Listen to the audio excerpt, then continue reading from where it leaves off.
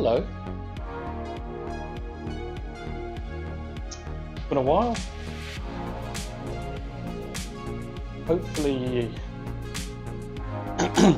well, I spent a good week on this, so hopefully the stream quality is all good and everything. Hopefully mic sounds okay. I kind of fiddled with the settings today and it's like, it was okay. I think there's more work to be done, but excuse me, if I spend any more time on it, I'm going to be here for the rest of my life trying to sort out the microphone. Hopefully it's clear enough and there's enough clarity so come across okay in the video itself. This cable looks gross, sorry. I'm trying to charge up my iPad at the same time. Today, this is the second time I've actually attempted this. Today I'm building around about a £300 gaming PC. So I've probably done this on stream. At least I tried to make a PC on stream, didn't do testing beforehand, and then it backfired because it didn't work. Excuse me. This time I've tested it and I believe it works. I've also got everything that I need this time for the I believe. So yeah, this is a £300-ish PC build. New equipment I've got, you can see the new pretty light behind me. Desk setup is actually fairly new. It's an old desk, but the way I've got it set up is kind of new. Trying to just make it easier for me to stream and record as much as possible, really. Because I was having a lot of problems before, kind of having to reset everything. Fancy cheap orangeade there. I had to constantly reset up my camera every time I wanted to record something. I was just like sick of that. I just wanted it to be like I can come to this desk, hit play, or hit stream, hit record, and I can just start making content straight away. So hopefully this is going to make my life easier, and it just eliminates that kind of, what's the right word? Barrier to entry. Got some new fancy cameras. No DSLR yet, but Linkcam 2, front one that you can see there.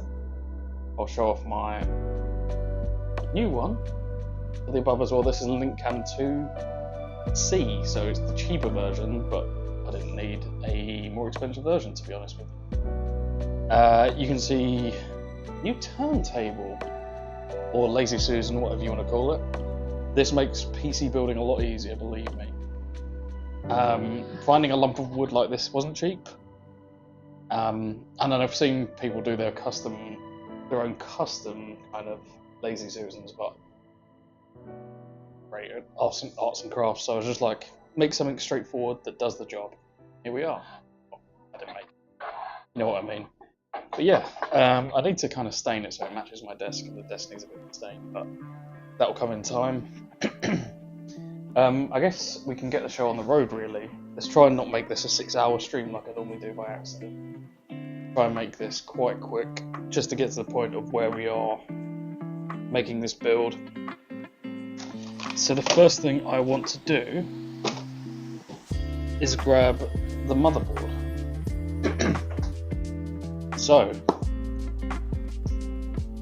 we switch camera view. I've got a stream deck on its way, so this is going to make my life easier going forward. But this is this is the motherboard of choice. So we have a Zeus, not to be confused with Asus. I don't know if that's intentional. They're just ripping off Asus, Zeus gaming motherboard. Look at that word art, straight out of 1998. But if all goes well, this thing kind of packs a punch for relatively little cost. I mean, you're looking at maybe what, £70 all in for a competent motherboard.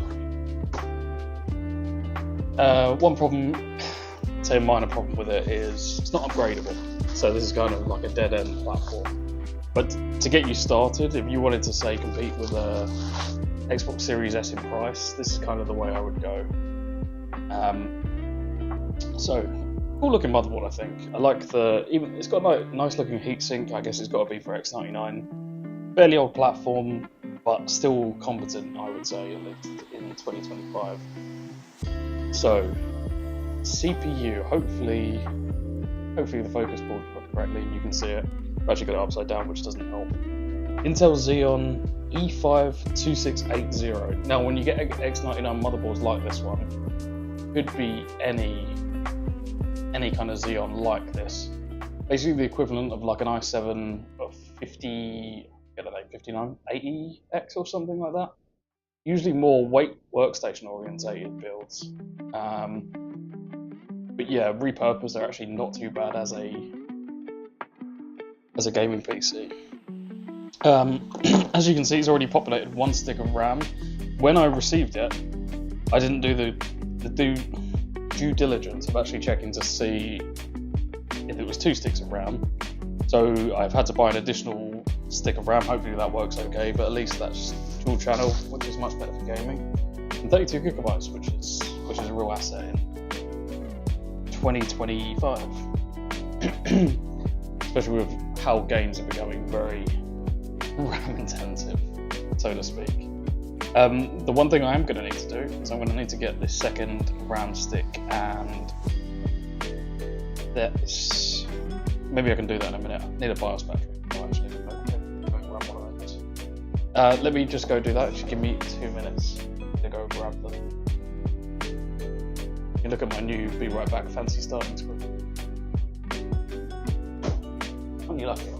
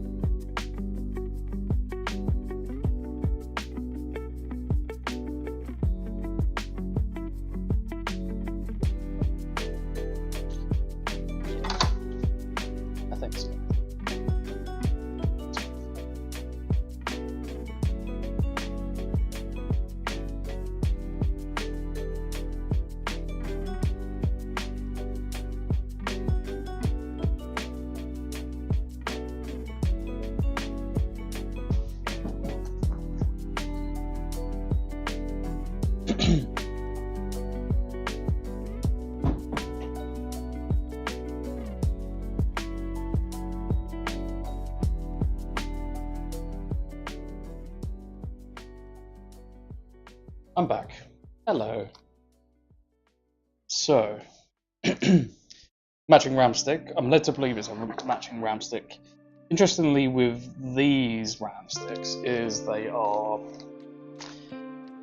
non-ECC registered, I think is the term, which means they are compliant with servers, etc. But the good thing is, because this is a server platform, means you can get really cheap DDR4 that will work with it, especially in this day and age where I'm going to actually adjust the autofocus.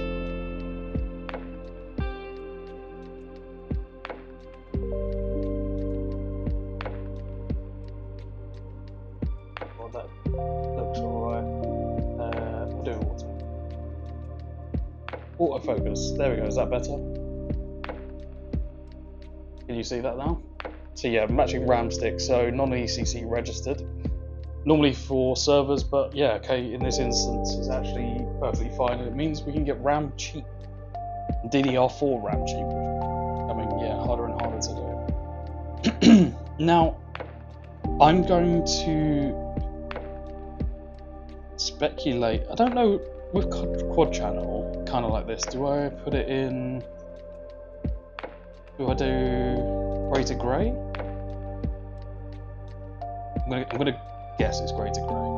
I think it is off the top of my head. I will double check the one when I actually boot the system. Make sure I get it the right way around, of course. Actually going outside compared to the other side. See that? Completely reversed on the other side. I haven't actually tested that round stick either, but I know the other one works, so worst case scenario, we'll at least get a post one way or another. BIOS battery, when shipping it from abroad, you'll probably find that you don't have one of these from the international store. Always handy to have on side. Tuck that in. That will allow you to save your BIOS settings. Maybe I can zoom in a little, play around with this camera, kind of what the purpose for it was, so I can kind of do this kind of stuff.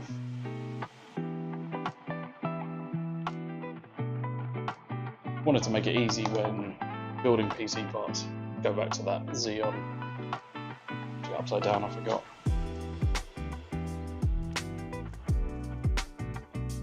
If I can catch the light properly. Very hard to see. Xeon E5 2680 V4. Good thing is, I haven't got to install it. It's already installed for me. And this says how you get it in your shipment as well.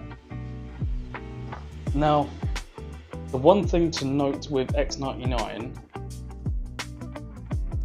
I'll go to the front when I'm speaking. The one thing to note with X99 is not all CPU coolers will fit it. In fact, you'll find that most won't, and you'll need a special type of bracket, which is kind of where I come stuck before. Because without the bracket, you won't be able to put a cooler on it. So, without further ado, if I haven't misplaced it, I'll grab the CPU cooler itself. Here's the CPU cooler of choice. The image on this is actually incorrect. So I'm not going to show you the box. It's a very unexciting looking cooler.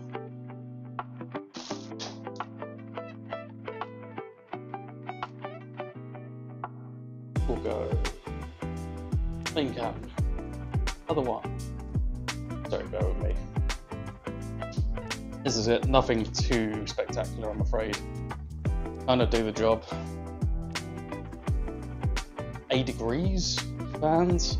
It's a tower cooler, but as you notice, you need to get a special X99 bracket mount. Say bracket mount. So these clips can go on it basically. Very similar to like the cheap AM4 fans you get or AM3 that you used to get, for example. Something very kind of basic just to latch the fan onto. Now, just double check this before I start streaming, where I just put the, I bought the bracket with screws. Maybe I'll put it in one of these drawers. I know I put it somewhere.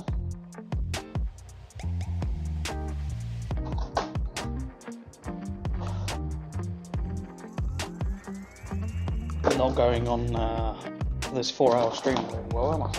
Or the 2-hour one that I'm about to take. Sorry about the wobbling, I can't really much about that.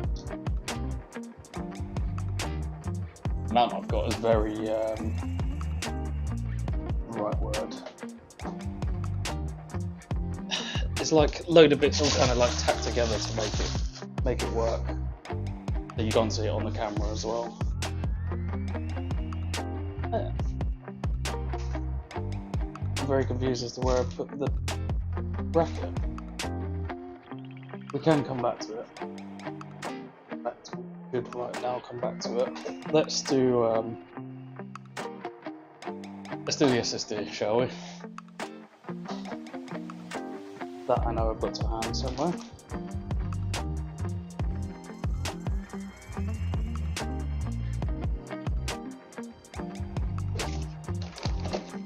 Ah, there's the bracket. Hidden under all the bits over there. There we go. I knew I had it close to me. I actually spent time arranging to make sure I had it on hand. Believe it or not. So, yeah, with X99, this is the kind of platform you are going to need. Platform. This is the kind of bracket you are going to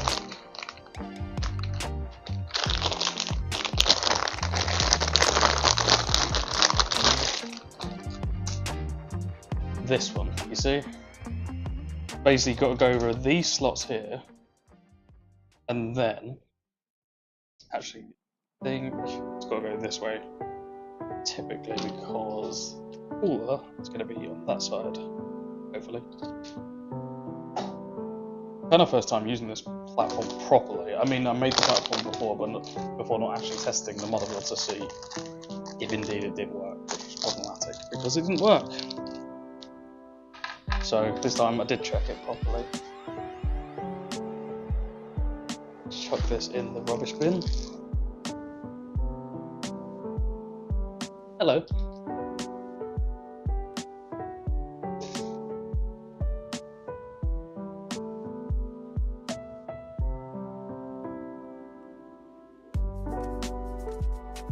So as you can see, put on those kind of screw holes, I would say,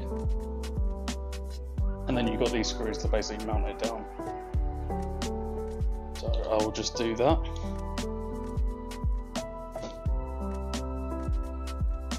Yeah, so you would need to check if you're going to buy the X99 platform stuff. You would need to make sure that your CPU cooler is compatible. You might be better off finding a special X99 compatible cooler, and if it comes with a bracket, even better, but you might need to buy both separate, which is what I had to do.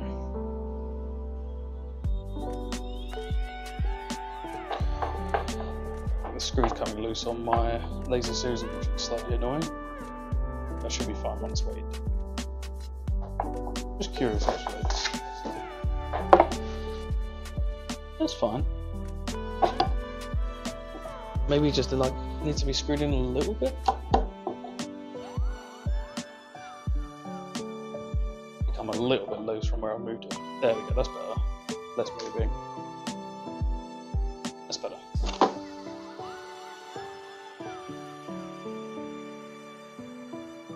Don't want to over tighten these. Just want to make sure. The thing is, because they are kind of thumb screws, you never want to over tighten, I would say, especially when it comes to CPU coolers, because too much pressure can create you loads of headaches. You just want to screw it down just to make sure it's tight enough. There you go. That's the fourth one in. Now,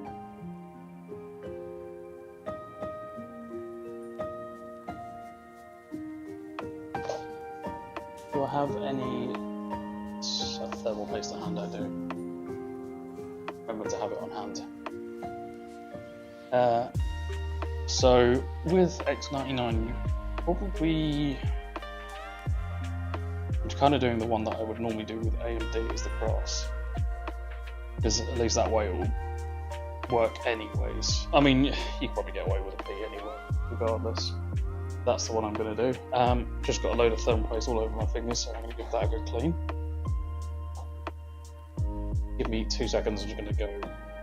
Or maybe I can use this cloth.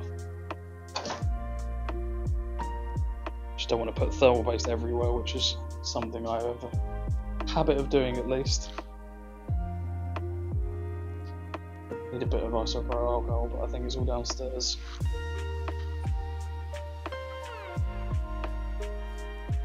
I'll do. I think at least I won't be spreading it everywhere.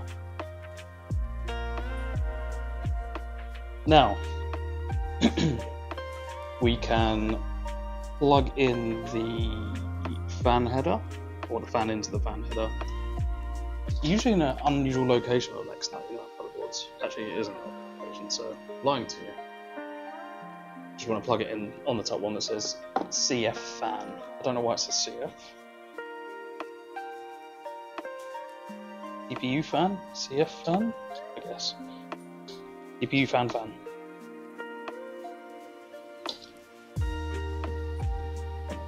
So I'm just going to route the cable and now I'll tuck that in after that. Just got the bottom bracket in, as you can see there. Oops. These can sometimes be fiddly, so exercise some patience here. Maybe you'll be really lucky and just be able to latch it without much of a headache. That's one side, so it comes off the other side. Well, there you go. Wasn't actually as bad as I thought it was going to be. I don't know why I spun that, because you do it with the turntable itself. Can you see? That was very quick, to be fair. I want to tuck in that cable a little better, just to make it look so ghastly. I think under the heatsink, kind of hidden away. You're not going to see that, especially when it's up in the case. Very well hidden. That's that point. Now, the SSD we're going to be using, Kingston NV3 PCI 4 1TB SSD. Not spectacular, but enough storage for about 5-6 heavy games, a ton of indie games. Does the job. Nothing spectacular. I think it's on the SSD tier list if I'm not mistaken. I've used these a bunch of times. In fact, at the moment, subject to actually change it, I'll put it in my main rig. Fine. Doesn't look particularly wonderful because it's just like, oops, it's this kind of horrible blue, but does anyone care really? I guess if you were super worried about aesthetics, you would care a lot. It's fine. It's going to be hidden, kind of tucked away under the CPU cooler anyway. We'll remove that little screw.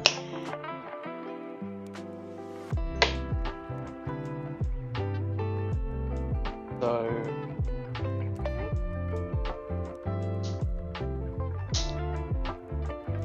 yeah.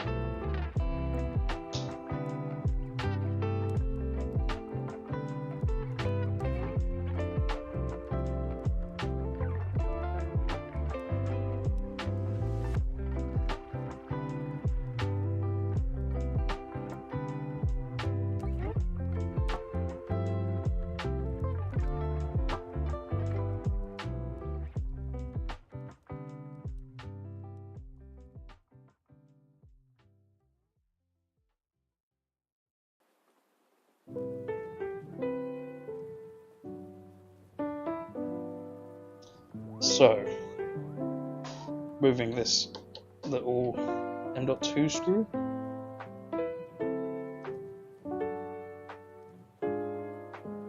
I like the fact that it's pre-installed. It saves me faffing about trying to get it out of the plastic and all that stuff. Makes my job easier. I can just take out the screw, slot this in, all in a day.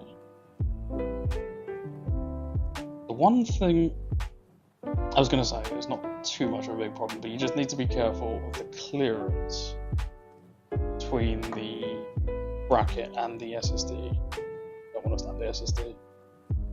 There's enough space. Just be very mindful of that.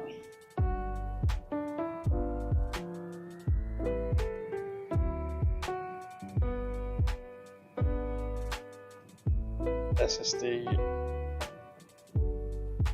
There we go, we don't want to over tighten that. I have once broken an SSD screw by over tightening. You usually want to make sure it's stable, it's not going to move, it's slotted in perfectly. Which it is. Cool. That is your motherboard. That is very quick, to be fair. Everything from the cooler to... The RAM's pre-installed, the CPU's pre-installed. So all you're doing is basically just chucking in the cooler, or chucking on the cooler with the brackets, maybe an extra RAM slot, and the SSD and your BIOS battery, and you're done. Kind of a miracle, really. It's just like no time at all. In which case we can move on to... We already moved on to...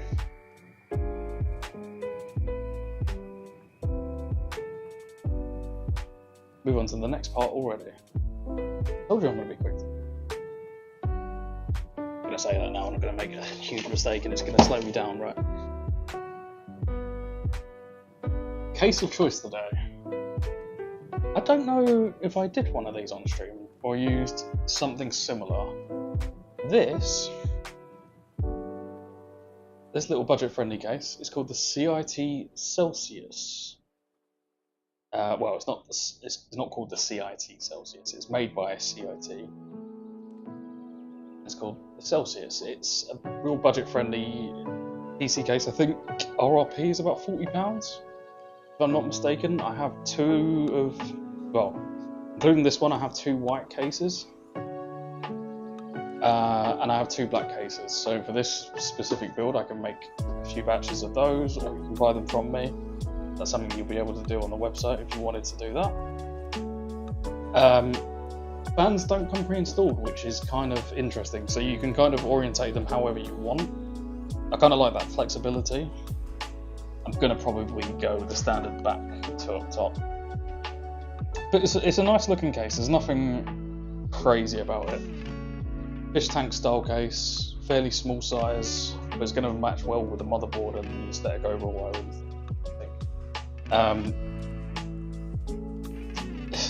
It's one of those things that's not going to have crazy cable management, but thankfully have, I would guess, loads of cable management when it comes to the PC build at this price range. So yeah, I guess the first things first, we should install the fans in the correct orientation. Now, they have done what companies always do, annoys the hell out of me. They turned the thumb screws very tight, so you can't actually undo them with your hands, which is not the idea. You're actually meant to be able to freely untie them.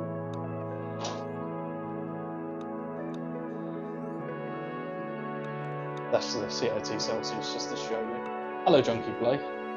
Sorry, I didn't see your message for a good minute there. How are you today?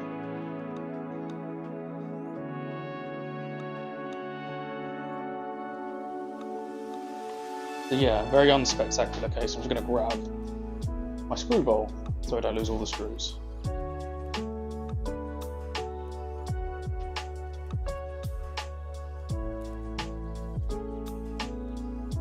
So 4 thumb screws to undo the front panel. I don't know, sometimes with these cases you can actually, they're quite modular and you can take off the front exit. I don't know if it's the case with this one.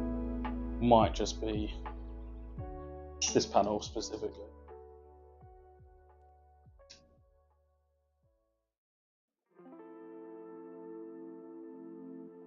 There's the front panel.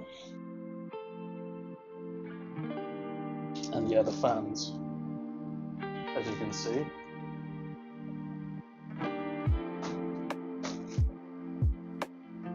Nice kind of, they're not quite mirror, but they're nice looking fans, I think, especially for this kind of price range.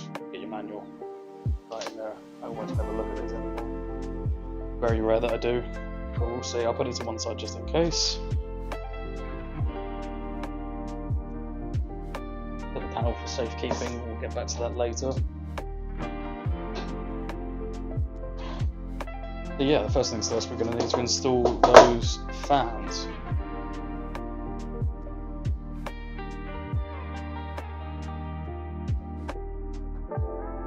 That's the better view. We'll zoom out a little bit, make it easier to see everything.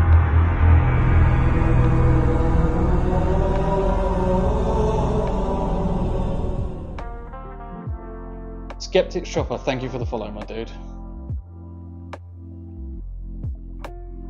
Just fiddling around with the camera, just to, you know, I'm gonna have, as I mentioned earlier in the stream, I'm gonna have a stream deck or a stream deck adjacent thing soon, so it's gonna make it easier rather than me manually changing things with the mouse. But yeah, let's maybe show me on camera as well. Aren't you lucky? It's not a bad looking case, I think. Like for the price range, you're not gonna do much better.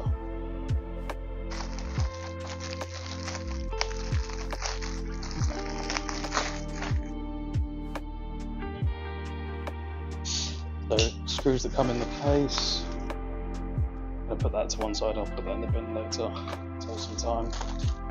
My Twitch stream is broken. My Twitch stream is broken. How do you mean? What am I missing? Sorry. Thank you for making me aware.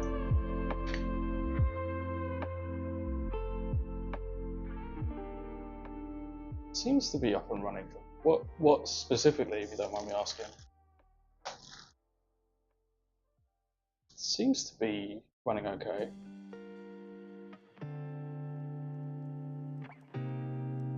Oh, you are Skeptic Shopper. Ah, okay. What is it, like the chat's broken or something? Everything I can see on my end looks okay. like a test message. Seems to be working okay. Error 1000 on your devices. I've got it loaded up on my PC here and it looks fine. I'll check.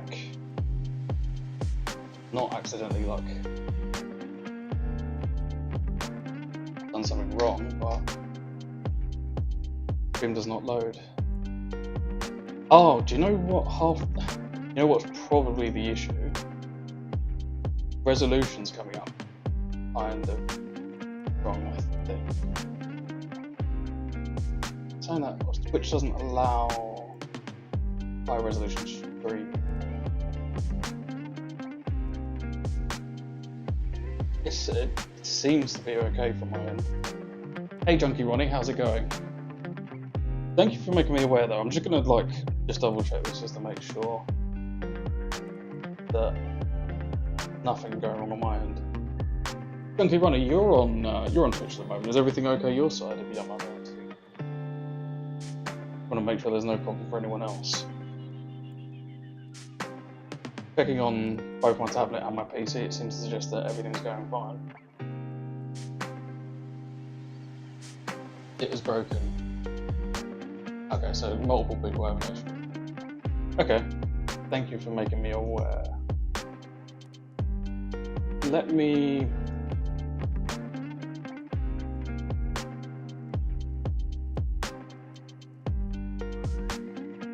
Gonna have to pause Twitch then for a second.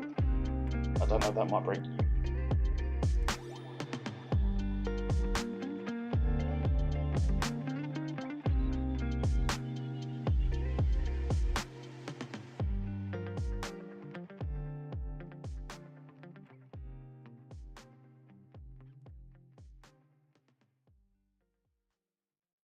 I'm gonna pause YouTube as well. I'm gonna be 2 seconds, sorry.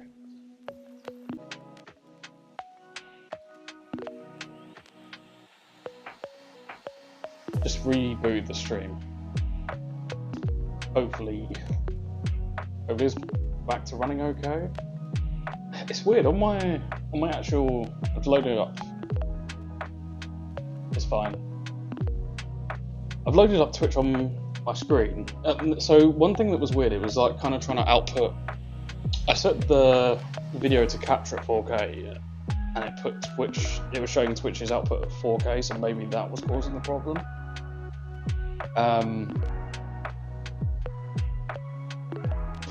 Who knows what was going on there?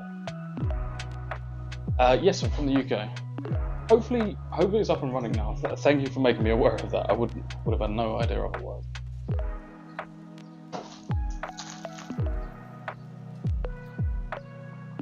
Well, I'm now skeptical if it's working okay. Everything seems to suggest it is actually working.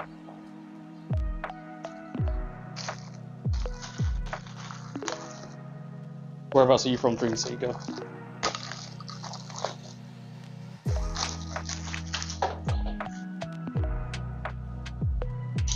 Got the screws in there. Is that all three? No, there's one more here.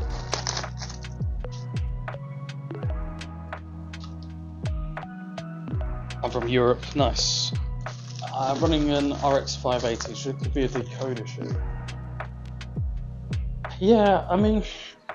It's unlikely, I would speculate that it's unlikely your GPU would be causing a problem.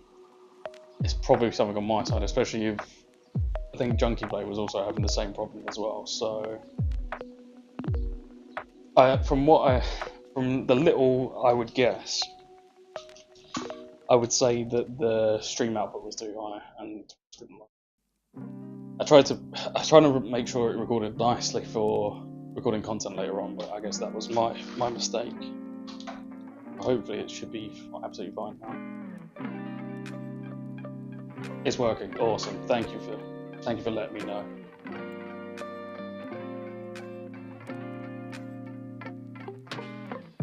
Yeah, I think that was the issue. Thank you for making me aware. At least I've still got the content for YouTube now.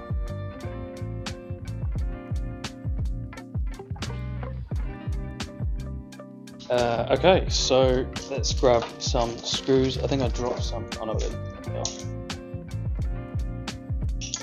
So the fan orientation we're going to go for, as mentioned, we're going to pop one there, one there, one there.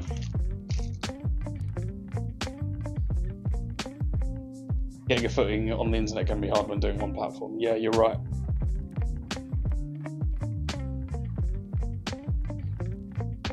Yeah, just like Twitch is the better streaming service, but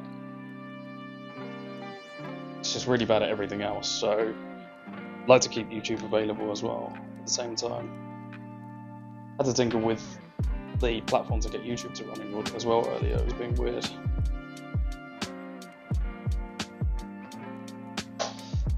Kinks with multi-streaming, I guess. So we'll pop this one in here.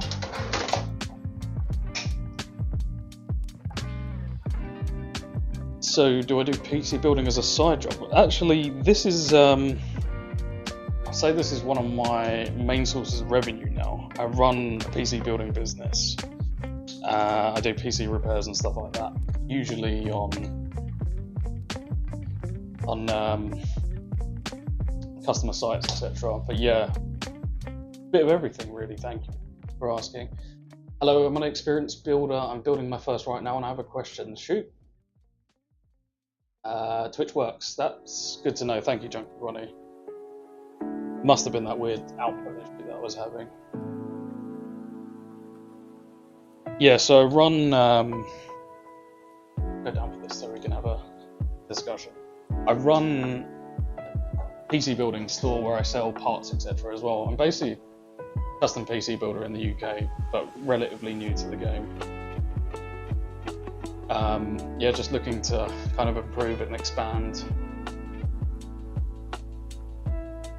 Sweet. I work on PC repair, so I've got some experience. Nice. Is that for? Do you work for like a company? Is that for yourself? You're Junkie Ronnie. Yes. Thank you. I took a guess just from the name, but I'm glad that Twitch and YouTube are both working.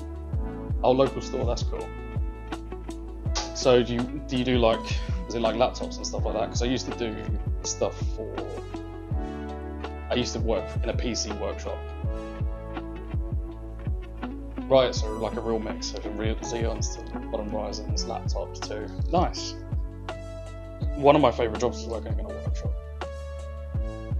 But it just, I don't know if you ever watch Salem Techspert. It was just like struggle to get money for that kind of setup. But I'm glad that it seems to be going well for you at least. Hopefully it's going well.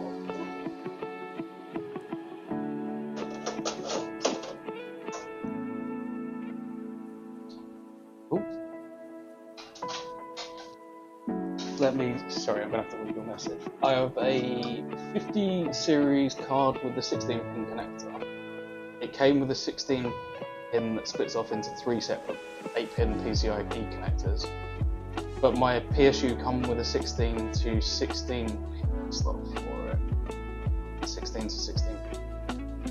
Do I use 16 to 16 or do I use the one that splits into 3? 16 pin. So it's not a 12 pin that you've got there, because the 12 pin connector, if you've got it, is the way to go. I mean, 16 would be better because you're putting more. It's 12 pin. No, you want to go 12 to 12. You want to go 12 directly into the GPU. Forget that adapter. Straight in with that 12. 12 to 12. Just double check it's the 12 volt power connector. I'm sure it is. In which case, yeah, you should go straight into that. Forget those adapters. Those adapters are a nightmare, and they've had loads of fire issues. Well, fire risk issues at least. What I would say, and I noticed this at a customer's house the other day, you really want to be careful that 12 volt power, like Skeptic Shopper mentioned. You don't want to bend the cable too much. So if your glass panel hits the cable, that's a problem. You don't need to split the one that came with the GPU. As long as you've got that 12 volt power, go straight from 12. Less prone to that risk as well. Yeah, I had yeah, use the official 12 for sure. I had a customer that was really unfortunate. They wanted to upgrade their. They go to front talk.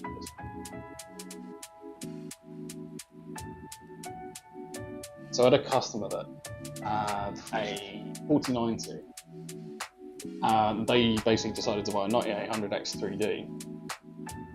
So they wanted me to install the motherboard and the CPU for them. So I did that.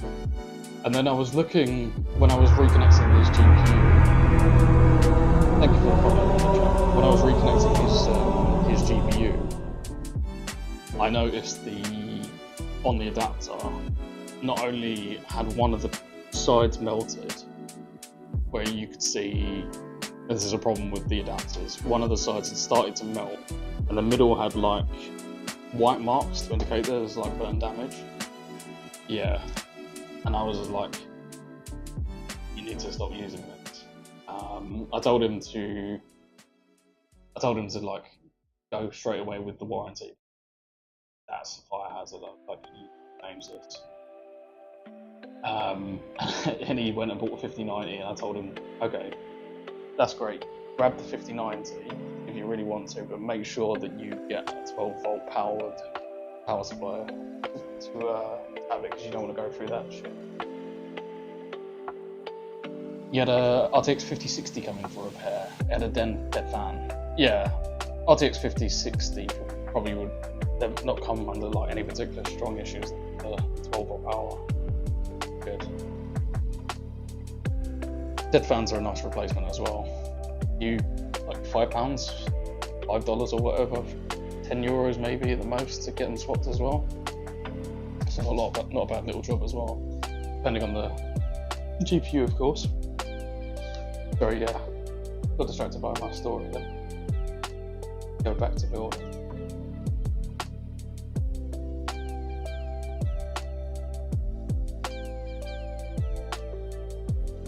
We'll get out of the way. So.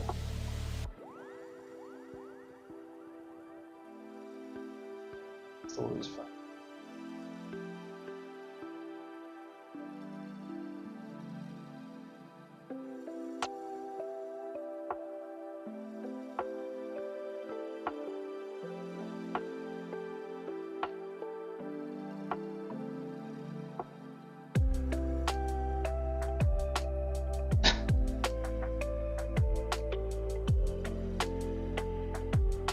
This is fun, but I find it more confusing than expected. So many cables you have to figure out.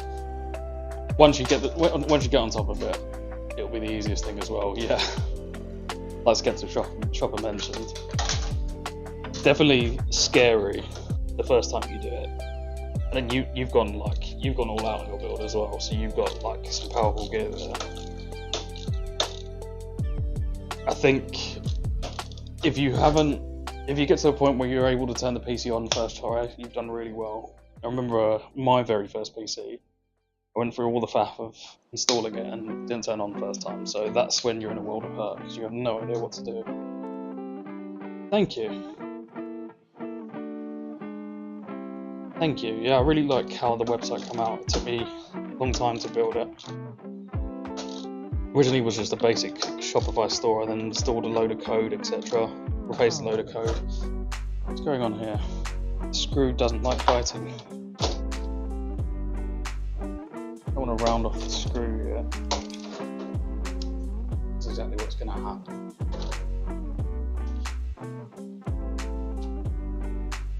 Who's my inspiration? Ooh, that's a good question. There's loads of people I'm kind of inspired by, especially on like the YouTube scene. My go-tos are like Zach's Tech Tips. He's kind of like a very similar model to what I'm trying to do. Of course, Linus, Gamers Nexus, Hardware Unbox, all of those. There's also a load of like smaller content creators that I really like, and I actually kind of prefer smaller content. A couple of friends of mine, so there's Andy's Tech. He hasn't posted in a little while, but his content's really good. I like Random Gaming in HD. There's so many. maybe I should have gone for the cheaper one first. I got a lot of expensive stuff that I don't want to ruin. I get that, but you're not going to need to upgrade for a while. And if you've got the money and it's your hobby, you want to get into it, then I don't think that's a problem in the slightest.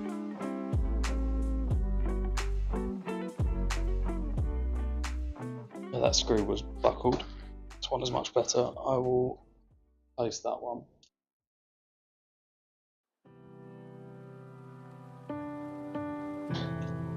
Yeah, Salem Textbook's another one I really like as well. I'm inspired of a load of content. It's not just PC space people. A lot of inspiration everywhere else as well. Yeah, when you're constantly reading PC space news, my wife, anytime she sees me watching PC stuff, she's just like, "What the hell does any of that mean?" She's like, "What is an RTX 5090 Ti RTX?" And like looking at all these graphs and shit of all like the FPS totals, and she's like, "What is this shit?" It kind of blows her mind. But then in return, she watches stuff about vacuums, and I'm like, I have no idea what any of this means.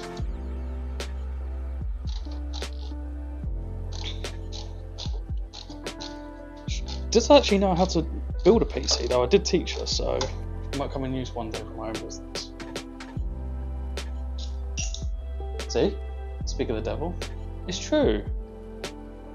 When I watch PC content stuff, it confuses the hell out of you. It was Guru and Tom's Hardware. Tom's Hardware's class as well. Do they do YouTube content? Or are you just talking about their website? I mean, I wouldn't...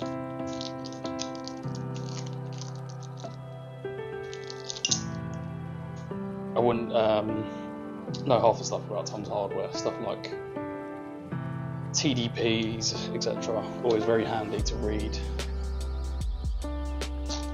Thank you, Skeptic. I deleted the message, but...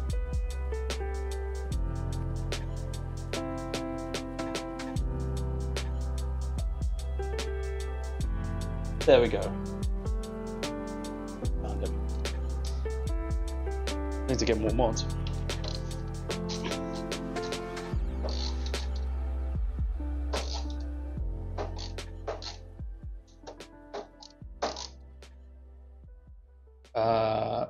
For absolute clarity, I'm going to put this cable that comes in the 5080.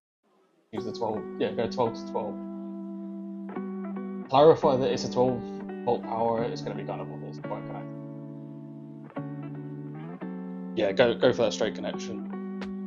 Avoid a fire. You are welcome. What rig have you got other than the 5080?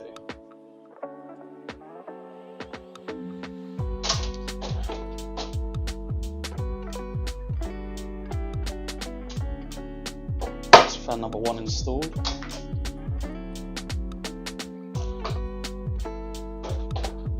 Let's undo the back panel so we can route the fans easier.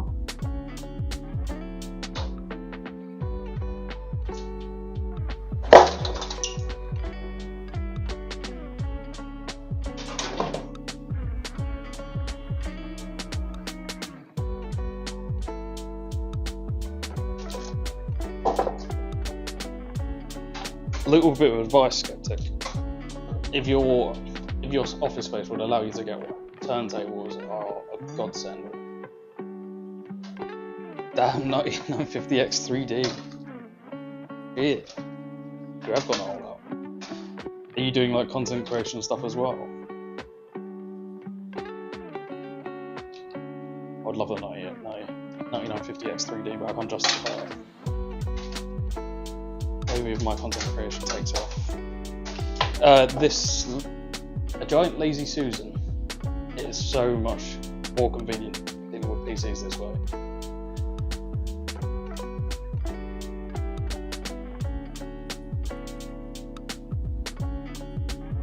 I think I got mine on eBay for like, oh, you do use one, good lad. And like, I've just gone to using one. It is your space. That is good to hear. I never thought I would ever run. I never thought I would get one myself until. You never know you're gonna need it until you use it, and then you're like, shit, why haven't I used this all my life, basically? But it's multi-purpose because I can then take pictures and stuff with the PC from different angles with ease, rather than me constantly having to move it around, etc.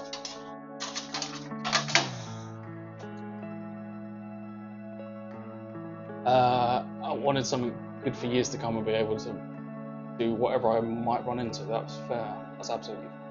And if you wanted to get into content creation, you've got the best CPU on the market for that. Like an iPad, don't need it, but it's good to have. It certainly is. I've got mine here as well. I'm actually surprised at how much I use my iPad, to be honest. I'm actually surprised at how much I use it for video editing. Really convenient. I mean, not as good as having a PC for video editing, but on the go, there's nothing. I mean, a laptop would be good, but it's something even more portable. If I have to edit in my car, for example, which has happened more times than you can imagine, having this is a godsend. I don't think I could get away with a laptop in my driver's seat.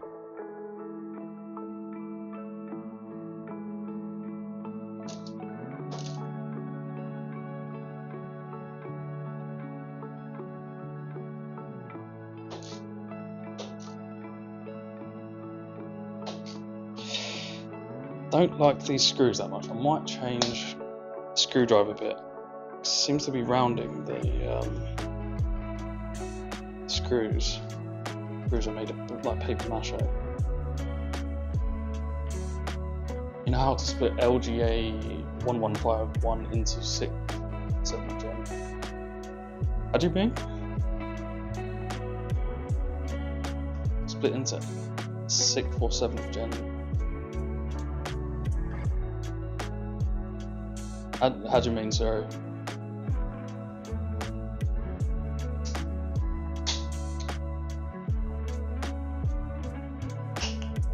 How they split?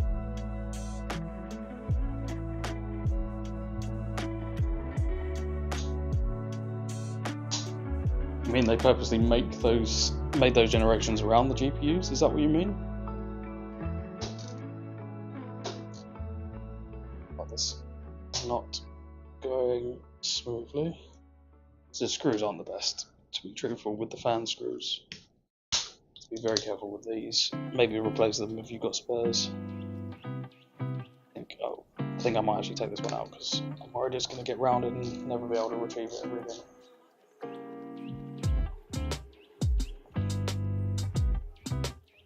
Yeah. Was it LGA 1151 for the 8th and 9th gen? Should know that because I've got both. Both sitting on my bench ready to be sold.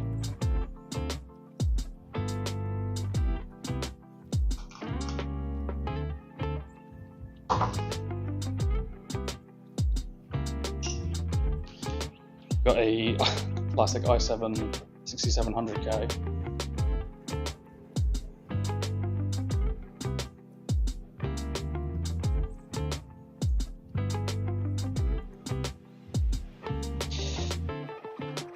It's not interchangeable, yeah. It's the problem with Intel. That's why AMD is typically a better platform. In this day and age, should I say. Because Intel only allows 2 generations to be on each chip, which is really frustrating. And you can have AM4 that lasts, I mean, they're still making AM4 chips now, which is kind of mental. It's why, like, most of my PC builds I opt for are AM4 or AM5. So I ran into this a few months back. A Z170 bought it with an i7 9700K. So Z170 is it something they tried to install and they were wondering why it wasn't working?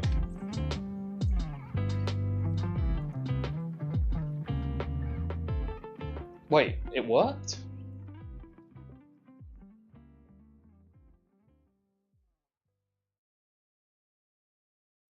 Doesn't sound right. What? Ah.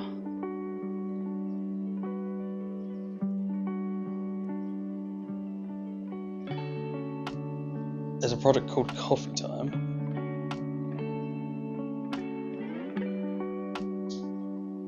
Was that like an accident? Because that sounds very un-Intel.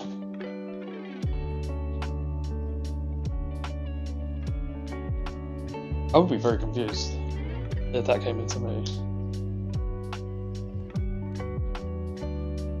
It's one of those things like with Intel, is like if they did do that, they did interchangeable CPUs for multiple generations. Because suddenly just put them back on par with AMD, didn't destroy their CPUs, of course. People mod their CPUs to make them compatible with LGA 1151. I did not know that, that's interesting. It's like, is there any performance hit or anything like that? Because I mean, guess like the slot size is the same, right? They've been the same for a long time, up until newer generations. And now they're much taller. 3% is nothing, really.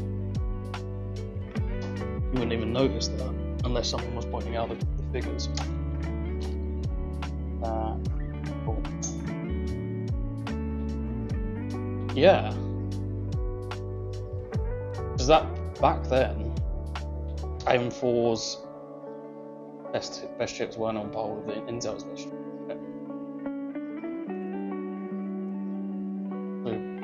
Good effort. There was like a third-party mod that made that work then. It's fascinating. Makes me want to experiment.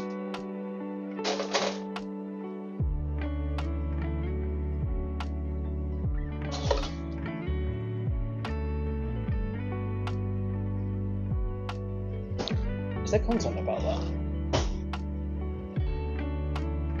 You sure know how to build PCs, but don't know how to play games on one. Oh yeah. I'll meet you on Battlefield 6, Ruben. Pencil and captain tape. Funny enough, I'll put it in my drawer. I've got captain tape. And I have tape. And a microcode, right. How interesting. I wonder if that would work on any other platform as well. Can you imagine like LGA 1150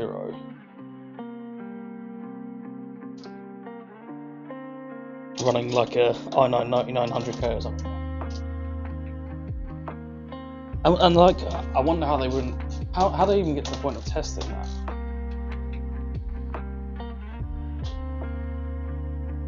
Really interesting. These screws are terrible. So with the case, I would actually recommend replacing the fan screws. To be truthful. Luckily, I keep a drawer full of spare screws, neatly organized. The pinouts are different, yeah.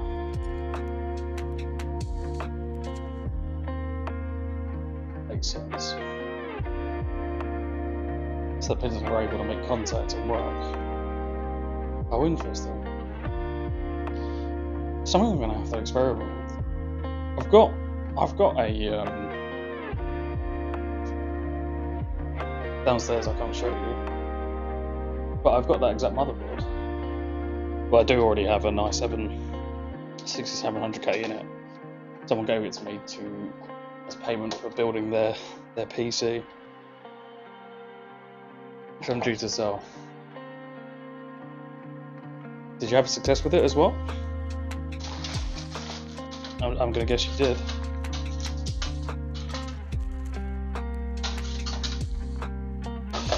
Sorry, go to the back of the case. Let's switch view.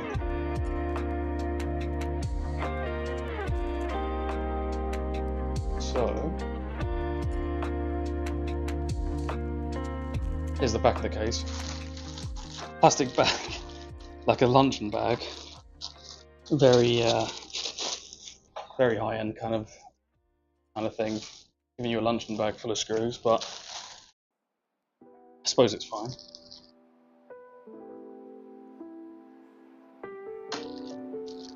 So I'm modding my B250 and getting an i5 9500K. No worries, man. So it's not just the Z board it works on as well. That's really interesting. I would even have to experiment with that, because you could probably make some like super budget bangers with that motherboard, I imagine. I'd actually like to experiment with that at some point. So, is the controller. Hopefully this works. I've had issues with CIT controllers not working properly, and I've had to promptly replace my own, which is frustrating in itself. Bag of screws, nothing fancy. Bag of screws here as well. And there's a controller. So there's not a whole lot of space I can put it on. Magnetic. I'm going to put it here. Be alright. Doesn't cause any issues with the cable management. Welcome back. I use the ROG ARGB fan hub and the Arctic for simpler builds. Never had issues. Yeah. Typically I don't run into many issues, but there's a couple of, especially more budget orientated cases, like from CIT, where the controller doesn't save the colours correctly. So every time you turn it off, you turn it back on, it's doing the default colours again. So I had to buy about 20 replacement controllers, and then that solved that issue. It's a bit annoying, and I tried to speak to them about it, and they were like, "Oh, is a bug not a feature? It's a feature, not a bug, should I say?" I was like, no. Alas.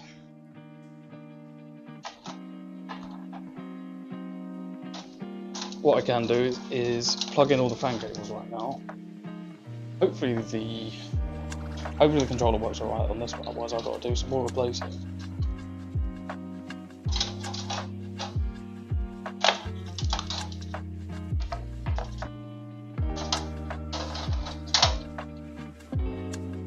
They're also quite expensive though, the ROG ARGB fan hubs though. It's the only thing for this kind of build. For a high-end build, you could use it. Thankfully, most motherboards now have ARGB built into it as well. I don't think this motherboard. Whoa.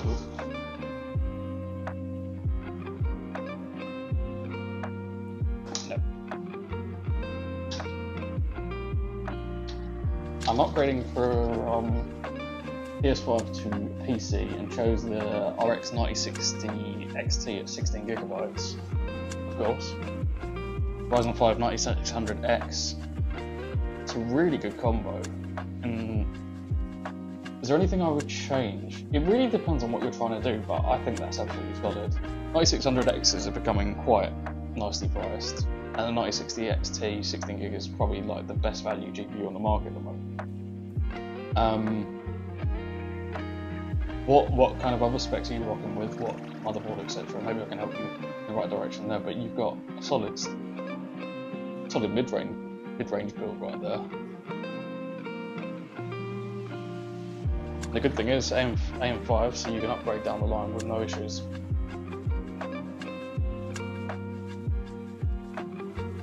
I want to get my hands on a 9060 XT at some point. Yeah, make sure you have 32GB of RAM. That's a good point. I was quite skeptic. At a minimum now, I think 32 gigs is really becoming. It's like even on the lower end, it's starting to become like a necessity. I mean, you can probably get away with it at very cheap levels if you're only playing esports, but yeah, CL30, right? CL30 is probably what you want to aim for.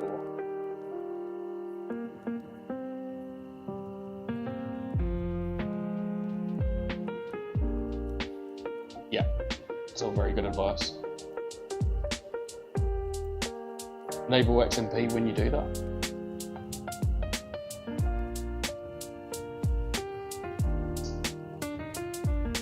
Well, in fact, funny enough, that's exactly what the streaming PC is actually running right now. Don't play many games on it, to be fair. Yeah, 32 gigabytes is a minimum. You've got a really competent build there. Have you already bought it?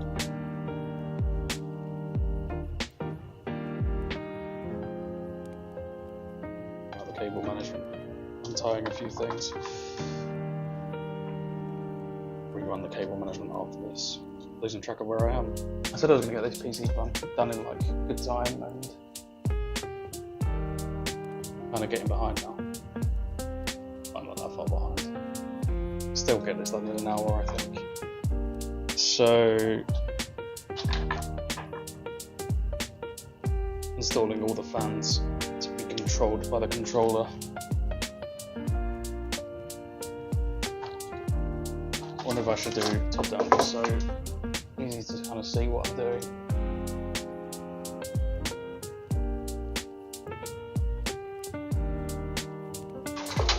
Yep.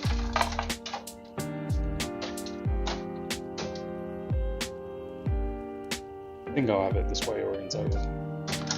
Not gonna lie, my dad once told me that if you meet someone who is from your field of work, make some time out of your day to chat with them.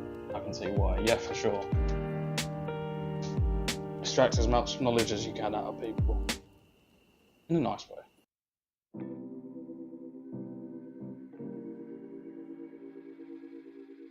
It's always good to talk to like-minded people so they can speak on the same level as well, eh?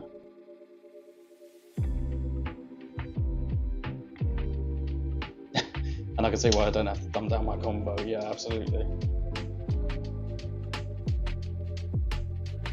Although, like, when it comes to PC stuff, I guess I'm more knowledgeable than the average person, but then some people's knowledge when it comes to PC stuff is just like mind-blowing.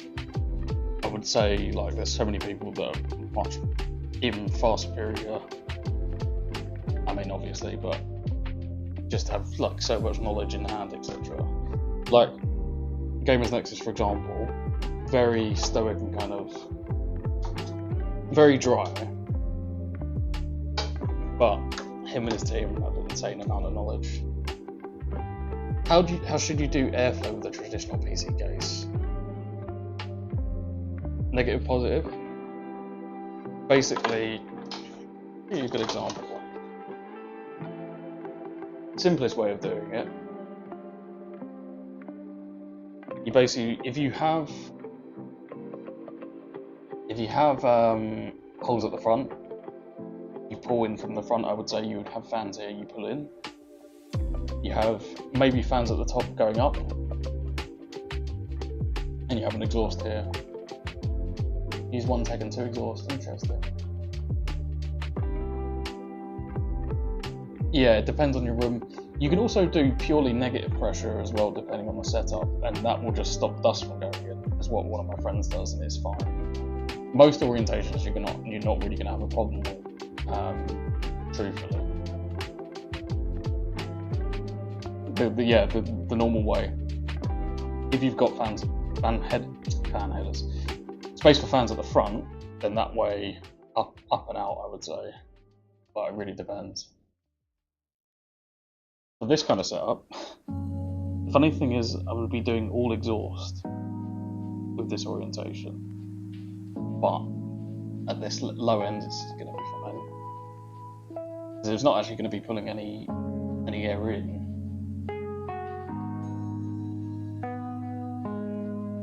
It might get a little bit of air from side panel or something.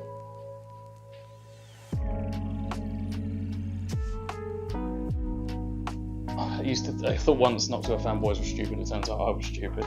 Yeah, Noctua are the goats when it comes to fans. The ones that I really love though are Arctic fans typically, just for like price to performance. It's not quite on a par with Noctua, but the price you're paying so much better, because like for a pack of 520mm fans, pay about £20. For like one Noctua you're paying £30-40. And I don't think, this is maybe a slightly controversial opinion, I don't think there's enough of a difference to opt for. But that's just me. I definitely can vouch for the silence. Noctua fans look nice. Yeah. You like the brown ones? Because the black ones look nice. I think I typically go for Arctic just because of price to performance, because that's kind of what I'm all about. But my friend opted for Noctua, and that was awesome too. Brown and beige, classic. There's certain setups where it actually works really well. Now that all these PC cases that are coming with the wooden panels actually matches the aesthetic fine. But there was times where it did not work. P12 Pros, P12 Pros, that'll be good. Yeah. But you can make them really quiet as well. There's one thing I haven't got around to actually sort out my Office PC. So the controller is the dodgy one that I mentioned earlier, and I need to actually hear it whirring, and it kind of annoys me. I need to replace that controller and make it very quiet. I haven't bothered yet. Hopefully it doesn't come through on the microphone. I tried to set up the settings so it didn't do that, so hopefully it didn't. Back to routing these fans, so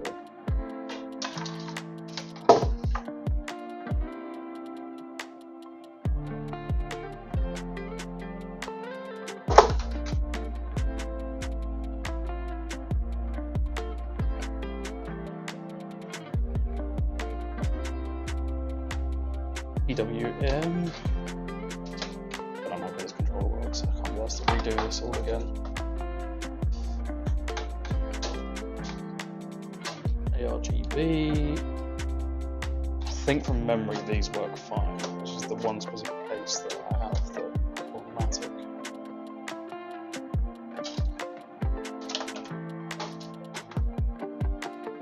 Do some early cable management, I think, in a minute as well, just so when I install the power supply there's not much problem.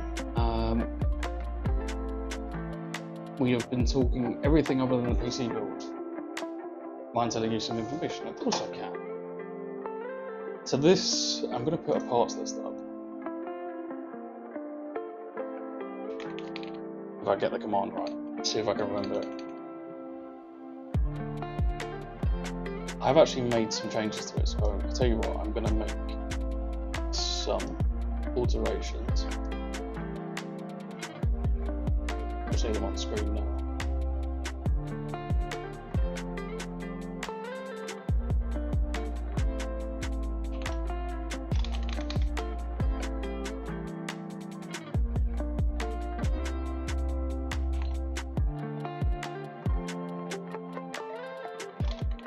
So, should now, if I can remember the trigger. That's right. Oh.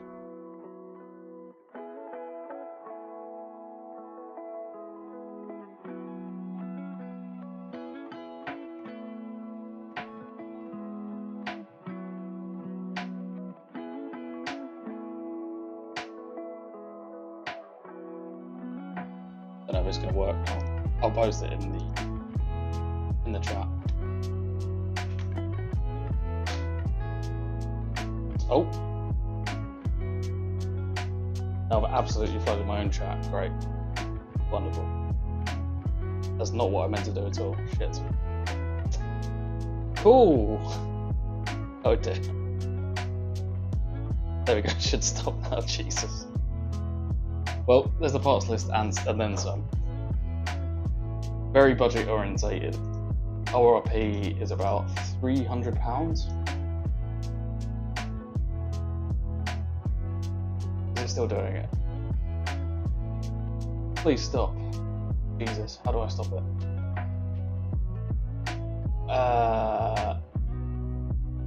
That command is broken. I need to hit. Please stop. There we go. God, Jesus. I'm going to delete that. There we go. Just in case you were curious, there's the parts list 8,000 times over. Why is it still going?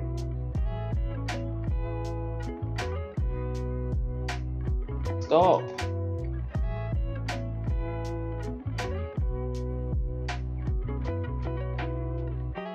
I'm going to time myself out.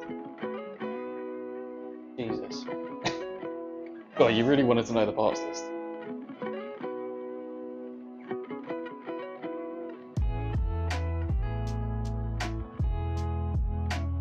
Why is it still doing it?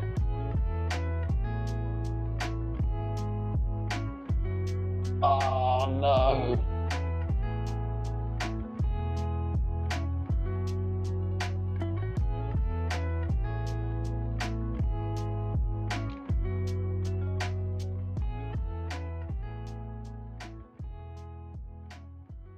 I had to break the chat just to get it to stop it. That was a nightmare.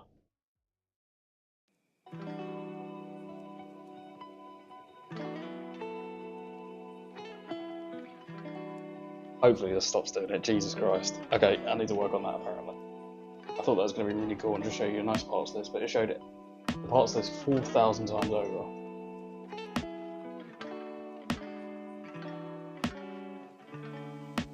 Jesus. Mind telling me what parts I used in the PC? Yeah, so I'm going to hit a command and it will tell you about 4,000 times over. So the motherboard is an X99 Zeus gaming motherboard, which comes with a Xeon, see if I can remember it now, 2680, E5 2680 V4. The RAM is, it was one stick of 16 gigabytes, DDR4 non-ECC registered because it's server memory, but I bought a second stick to make it 32 because nobody wants to use it. Kingston NVMe NV3 SSD. The GPU will be an RX 5500 XT, which I'll show you in just a moment. I don't know if I mentioned the power supply. The power supply is a 500 watt white coloured bronze power supply from a company called Vida. Nothing too spectacular, not on the PSU tier list. I know, a big no-no, but fine for this kind of build.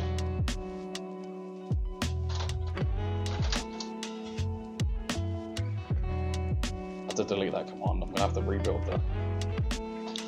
It's my first time using it and I was hoping it wouldn't quite spit everything out.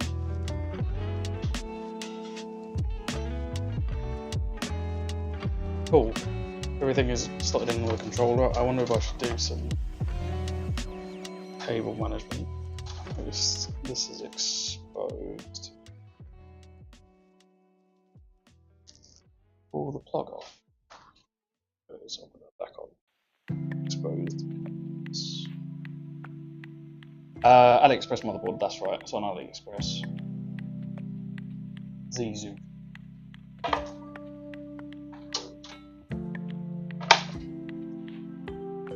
Also on my store soon, hopefully.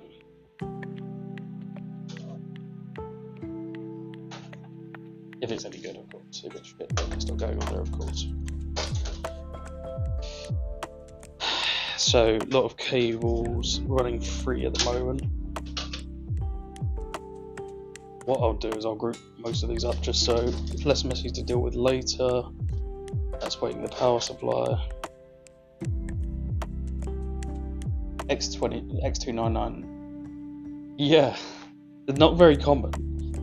It's a bit of a meta for real. So I used to do, when it comes to making real budget PCs, use fourth generation. In the fourth generation Intel, and I'd use like one of the Xeons there, so V3 13212040, something like that. But these are about the same price nowadays and slightly better performance and slightly newer platform, able to use NVMe SSDs, for example. It's just like I'm trying to find the perfect meta for like budget builds, and this is kind of it. It's annoying there's no like upgrade path, but to get you started, like if you say for example looking to buy an Xbox Series S, you might think about getting this as a PC instead, if you were interested in PC gaming. Series S is actually insane for price performance, but it's just like one of those trade-offs. If you're looking to get into PC gaming on the cheap, this is probably the best you can do right now for this price range.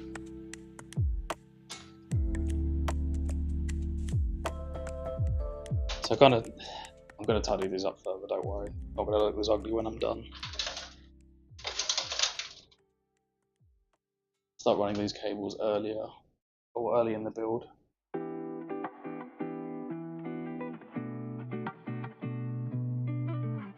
I don't actually know where, because I don't 100% know where the cable's going to run, but I just had a look at the motherboard, so I do know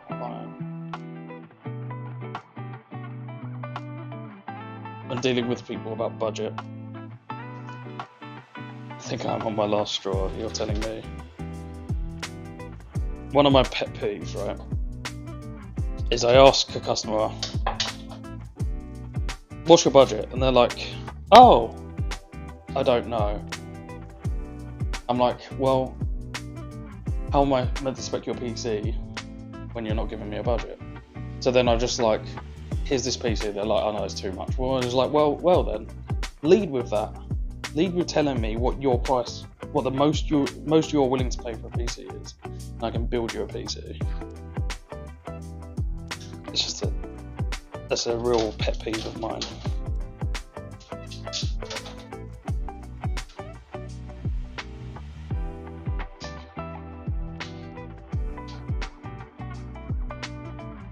Or they say, here's what I'm looking to spend, you tell them, and you're like, oh, I wanted this part. And I'm like, well, yeah, but you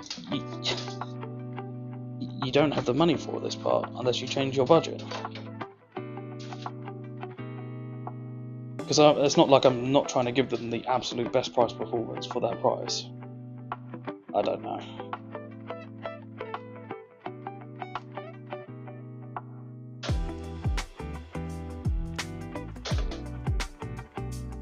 How many fans are in the room? Just making sure I haven't overdone.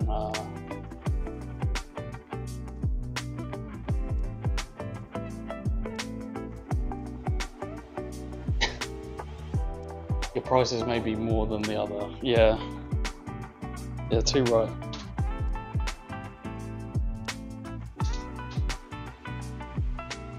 Yeah. Customers can be frustrating. I guess it's kind of like the nature of the kind of game we're in. Sorry, I realised. Thank you. The good thing is, generally speaking, almost all customers that I deal with are very lovely, and I can't say I've had many bad experiences. Like one that was just an absolute nightmare that I can think of, but everyone else, even when there's been like teething issues when they bought their PC, people have been really lovely and really accommodating. So thankfully, unlike most industries, the people are just really nice. They're just looking. Most people are just looking to get gaming PCs for their kids, so they're usually quite accommodating. Usually.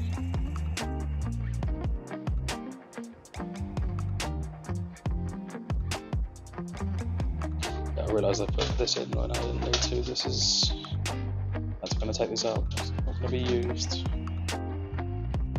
That's the ARGB connection. If you have a motherboard that is compatible, you can use that. I'm not going to do that today.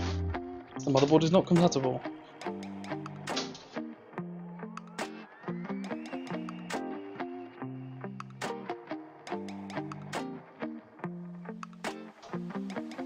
I have many great customers that make my day just sitting, and that's good. That's what you want out of that kind of job. It's satisfying.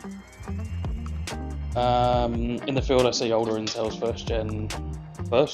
older Intels. I thought you said saying first gen Intels. I was like, damn, that's old. First gen and third gen Ryzen's, yeah, that's typical. I've seen no dead any 2000 series, but plenty 1000 series, interesting. I don't think I've ever seen a dead AM4 CPU. Maybe there is one that I can't remember.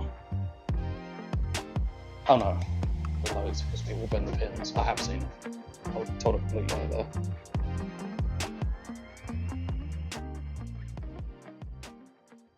I don't know why I didn't think of that. Of course I have.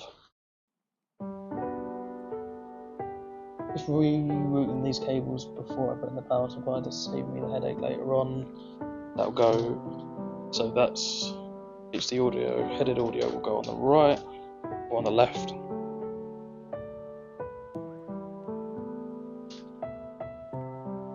This will go in the middle.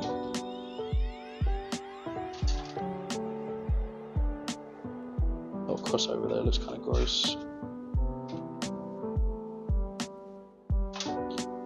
I guess I can probably route the cables in a second once I've got the motherboard in.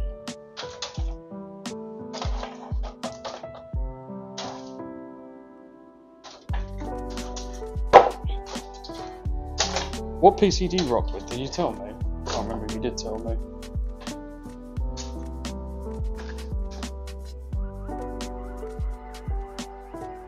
Also, Fabs, if you're there, Fabs. Or Ruben.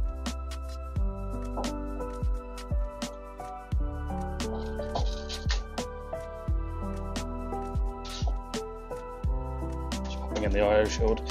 IO shield isn't the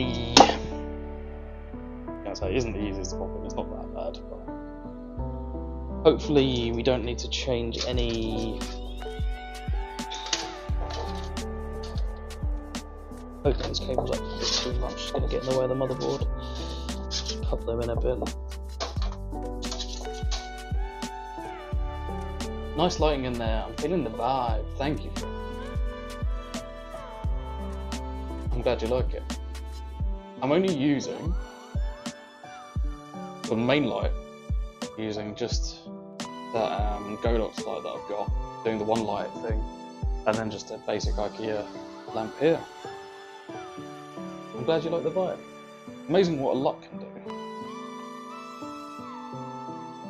Sorry, what did you say? What piece do you have? You have.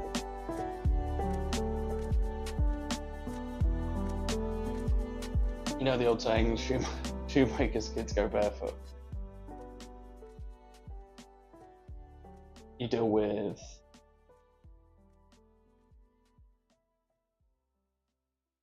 sorry, I missed.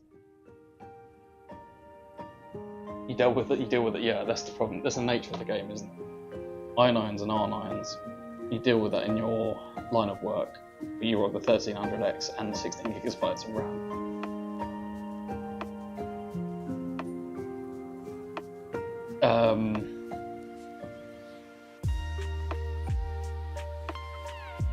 Just thinking, what do I rock with? So I actually decided last year to go, or was it this year? I think it was last year. Well, the start of this year. Last year I was like, right, I want a nice mini ITX PC to power my 4K TV downstairs. So I got Ryzen 5 5700X 3D, and I got a AMD 7900 XTX. And at the moment I'm considering selling it because I just don't use it enough. This is the problem. It's really awesome for running like 4K games and stuff, but just, yeah, especially with like a 5-month-old, time is not a thing I have on my hands anymore. So I'm thinking of just getting like an X99 or something. Maybe like a 6700 XT or something for downstairs and play some older games, maybe. Oh shit, he's live. Like lighting it. Did you not think I was live? Did you just think this was just a video? Used. You did not need one. You think not to deal with Excel, but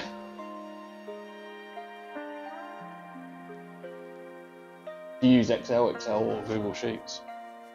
Excel can get heavy with RAM. I suppose 16 is probably just about enough.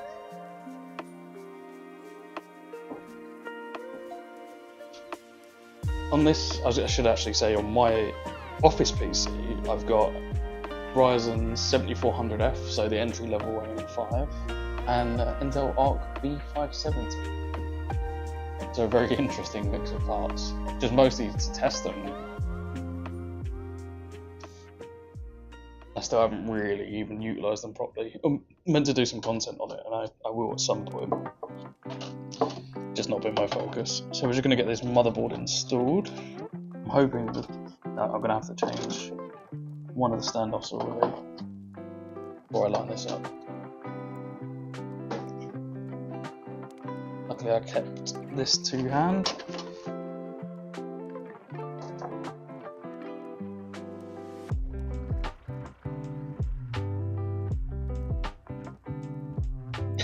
I got €1,700, and in Germany that would be enough for a 1063GB. Is the German PC market screwed then at the moment? I know you guys have brick and mortar stores, which I'm impressed with myself because we just don't have any of those. I forget the name of the company. There's a company in Germany that actually has 7600X3D, which I'd love to get my hand on. Screw it, but I'm joking. I was going to say probably the similar to the UK, where it's really expensive right now, but there are available parts. Not like we're in Brazil or something.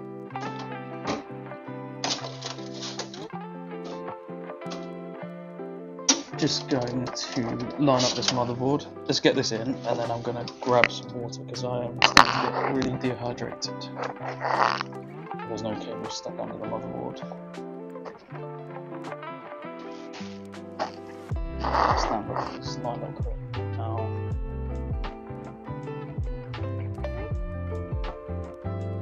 You're getting a 5800X3D and a 6650X2. That's the nice thing about AM4, right? This 5800X3D is such a beastie CPU that you can upgrade to from the first generation CPU. It's a lot of CPU for that GPU. I guess you're doing more CPU intensive tasks.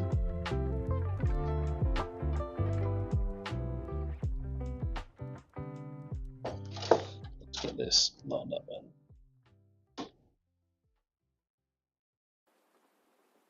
Excel, CPU intensive. That's a lot of macros you're using. But yeah, that's Excel for you. It does get quite intensive, to be fair. Is that just like, what do you use Excel for? Your work? Or personal stuff?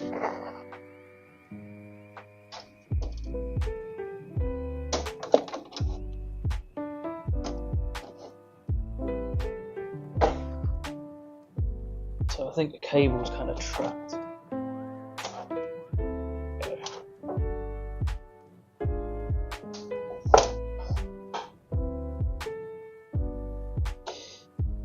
So the RAM's kind of blocking. You know what I should do? Use my turntable. Make my life easier. It's just really difficult where the RAM slot is. I don't know if you can see that. Maybe I can zoom in a little bit.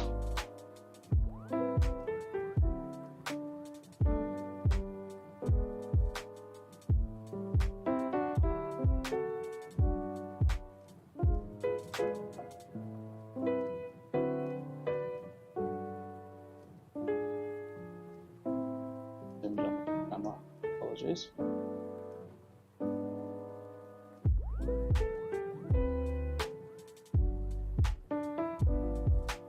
Become much smoother once I get that Steam Deck. Stream Deck, got those words. Gotta love USB 3 header. One thing I actually really need is a USB-C header on my main PC. Like the reason I might change it. Almost everything I use now is USB-C, like this camera, all using USB-C connections. I mean, I can just use a USB-A to C, but then it's more cable mess.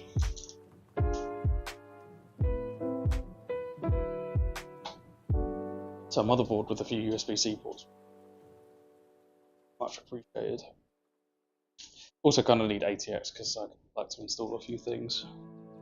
And this one's just micro ATX at the moment. And the plan is to reuse it to give to my friend. So I would upgrade her PC. I don't think my screwdriver's going to fit, you know.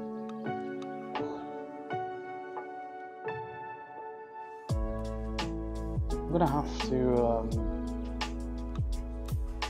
change to... I fixed the screwdriver.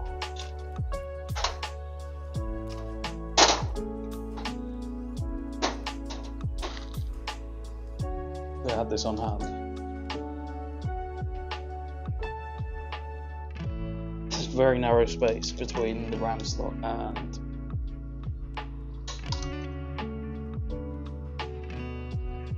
the screws demagnetized as well. I'll be very careful on this because I need to remagnetize the screwdriver like that. End up dropping it.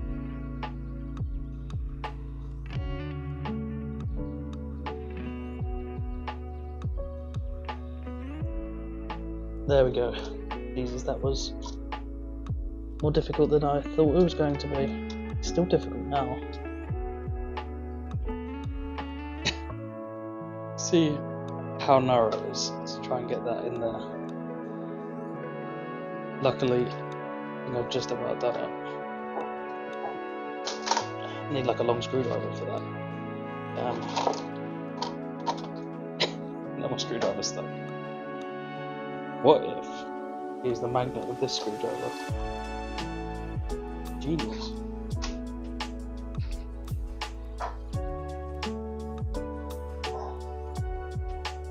Need to work on the colours, I think. It kind of looks like an off-white at the moment. It doesn't actually look like that in real life. Sort out the camera so it looks a bit better next time. That's the job done, right?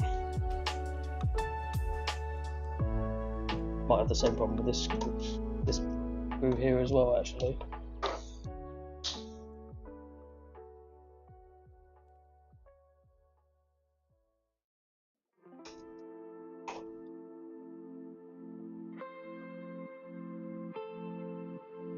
Once this screw is in, grab some water. I brought my water bottle up. See how tricky this is?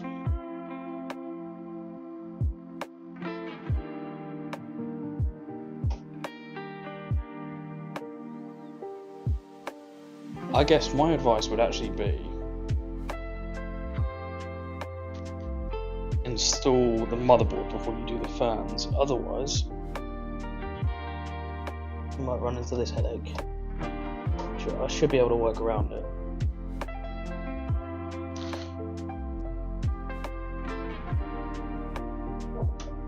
I need like a long skinny screwdriver to get in.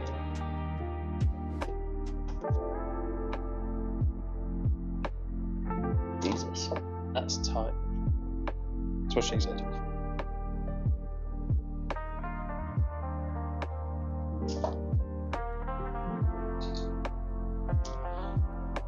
I wonder if I've got something on here. Need like an extender of some kind, but I don't think I do.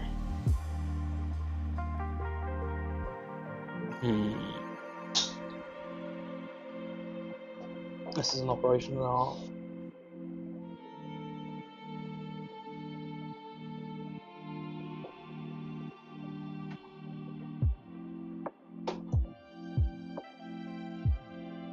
I don't think the screw holes can understand why it's completely not.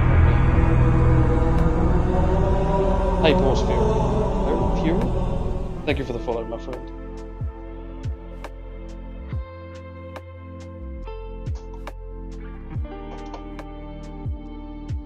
I can't get it to line up. This is tricky. I shouldn't have installed the fans first, is the lesson down here. Because my screwdriver is too bulky.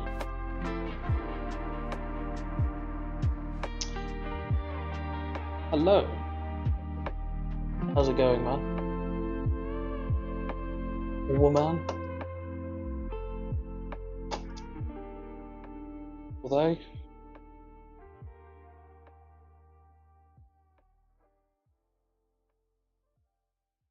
Trim genders, my bad.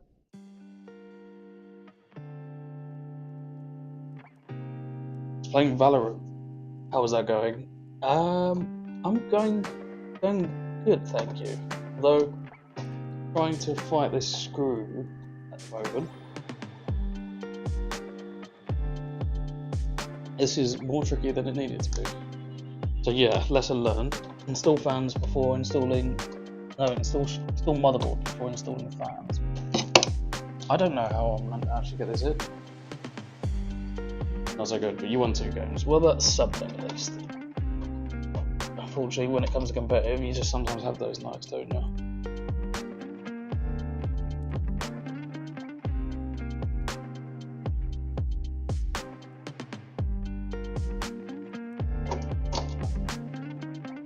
There's a lot more games than I'd have won, I assure you as well. I'm not as good as my old age. I was really good anyway, but especially nowadays.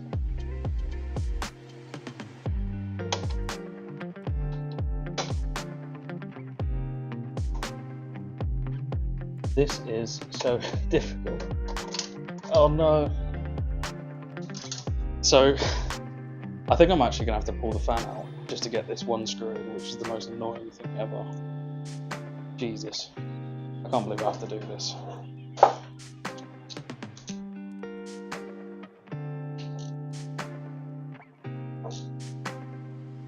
Table wobble.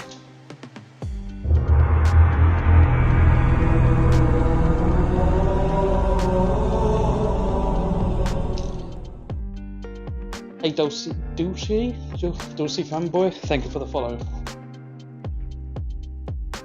Dulce? Hopefully I've got that right. Sorry if I haven't. Dolce? Oh, tempting. Right. Now after all that hard work, I can get that one screw installed. Jesus.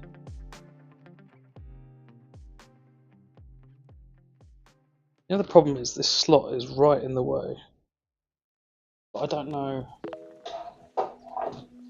Like candy in Spanish. Dulce. I should know that. Dulce? Dulce? I don't know that. That tells me I need to continue to learn my Spanish.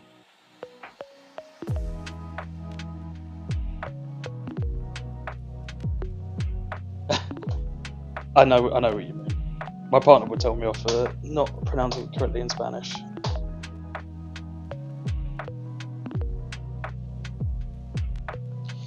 How difficult this screw is to get in.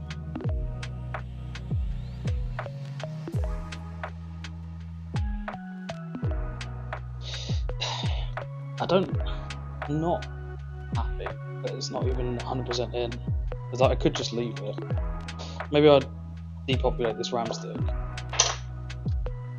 This doesn't really make a difference. It's still just blocking it anyway.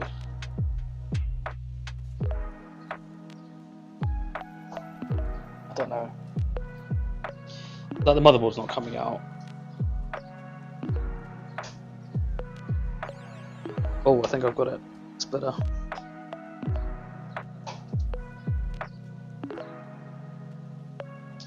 It's not the CPU cooler, weirdly enough. It can block the RAM slot, sorry, yeah, but it's not the reason this time. You can have that issue, and I have come across it before. In fact, I think in my MiniUTX PC downstairs, I have that issue, but I managed to kind of squeeze in the RAM.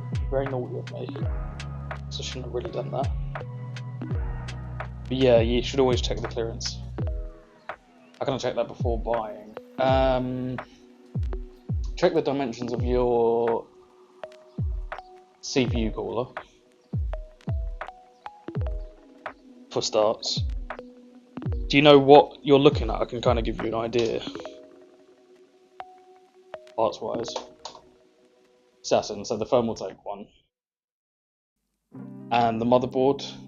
I think you're going to be usually okay. That's just a single fan as well, isn't it?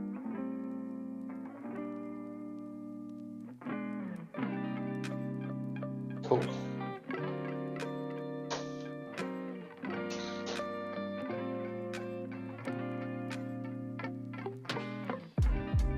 Yeah, you can check the specification. It should specify. And on the motherboard specs, it should state as well.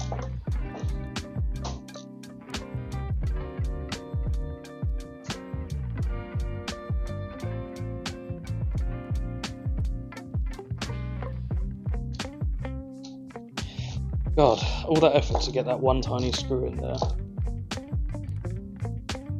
So frustrating. The thing is, I don't even know if not having the fan installed really makes a difference. I think you just you need one of those bendy screwdrivers. I don't think I've got one spare to hand. It's just really difficult. As long as all your other screws in and you got that one to make sure it's grounded, I think you're okay.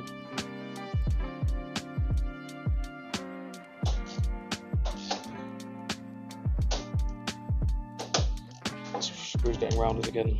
We'll use a different one.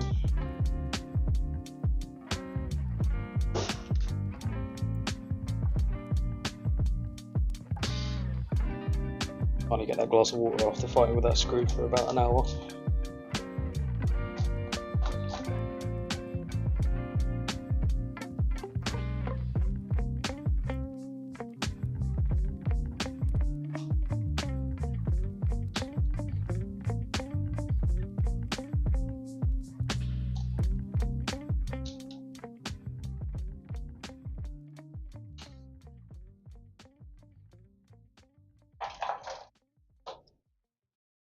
All set, isn't it? I think that's the name. Just popped into my head.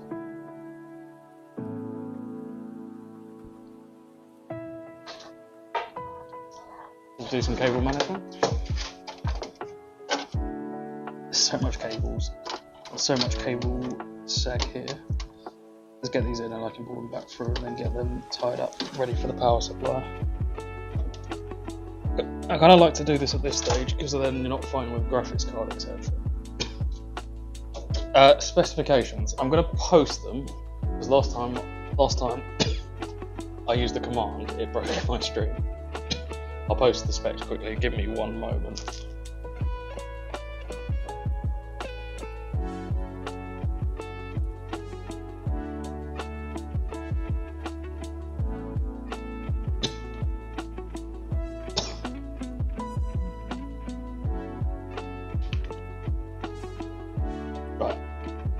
Fingers crossed.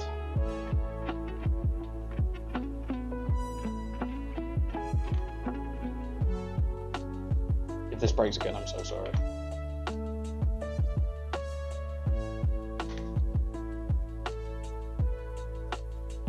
So those are the parts that it probably doesn't show that well on screen, so I'll go through them all. X99 motherboard with, see if I can remember again, Xeon E5 2680V4. It comes with 16 gigabytes of RAM.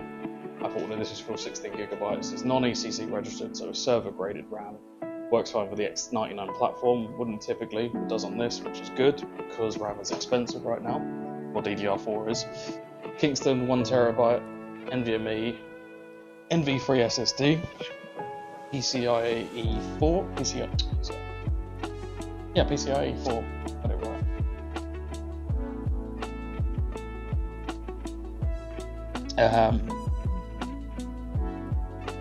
Why?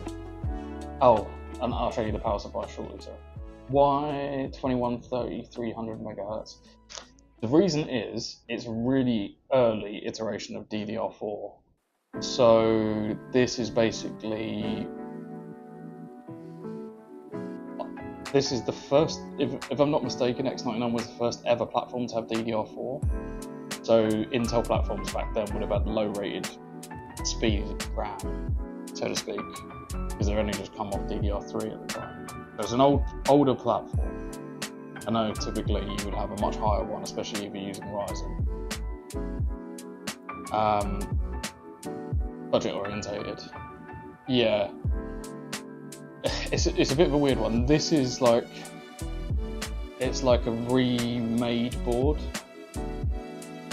So X99 is basically 5th generation, but these boards are new, like newly made, because there's like an abundance of old server CPUs on the market. So they make these boards to have these CPUs installed, and this is basically like the cheapest, I would say, cheapest motherboard CPU RAM combination that you can get that's like playable for games in 2025. When I say playable, I mean like you're fine for esports, like your Fortnite. They take broken server boards, yeah, and remake them, or rebuild them. And the Xeons, there's like plenty of them on the market, so they basically make the motherboards for those. I'm gonna go grab some water. I talked about that a second ago. Very thirsty, very warm in this room. So I'm gonna be back in 2 seconds.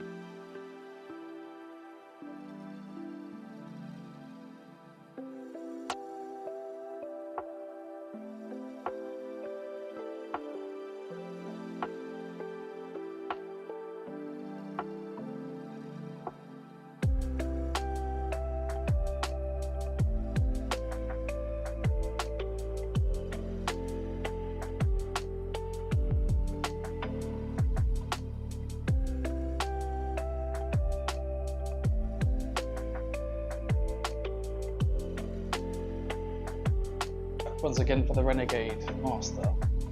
Oh no, CPU clearance isn't good. You could, right, you can get away with it. I've done it. It just, yeah, it might just hurt a little. You might think, God, I'm breaking something. If you're very careful.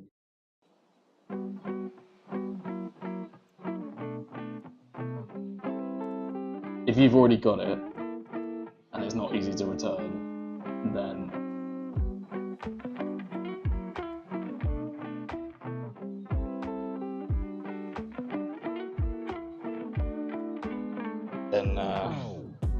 maybe just try and, I wouldn't say push ahead, because that's probably not the right terminology. If you haven't bought it, then I would say go for one with more space. It's like, I think you're going to be fine. But if it's your first build, then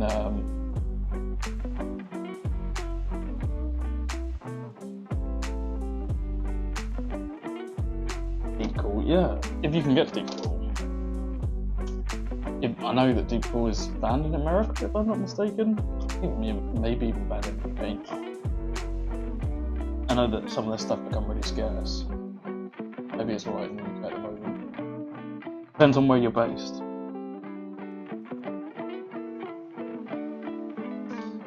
we're just going through and installing all these cables before doing some tidying. We've got the fan header in. Make sure. Don't like that there's an overlap there. Change that.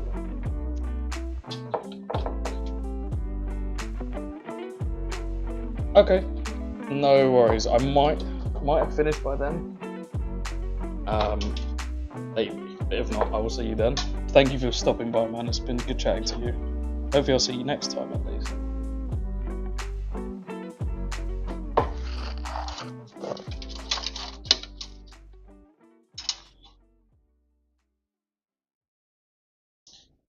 Yeah, it's probably worth, if you haven't bought it, it's worth holding off until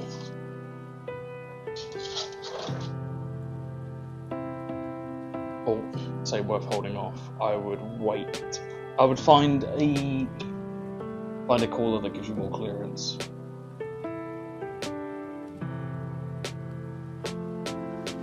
Just so it doesn't give you a headache. Let's go with AIO. What CPU have you got?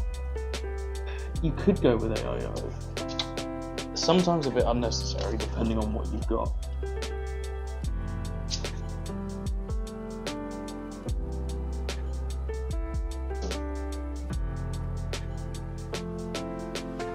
I mean, I guess if Spaces is a real 7900X, 7600X, should I say.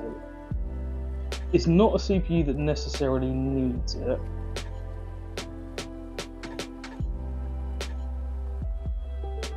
I'm always of the mind that you should always opt for tower coolers where you can. Unless you've got something like a 9800X 3D where it kind of makes sense to have an AIO. That's my personal opinion, of course.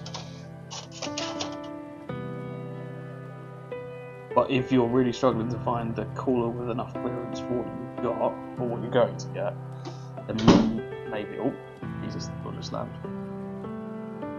Windy outside.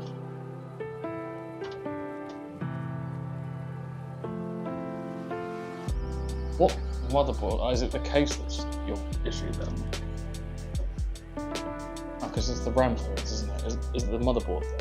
I think that's problematic.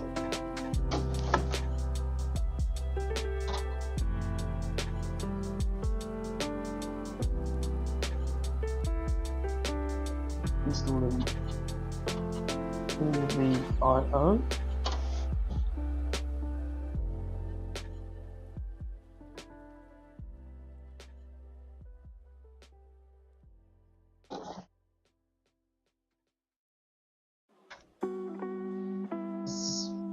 You have the you already have the motherboard, okay.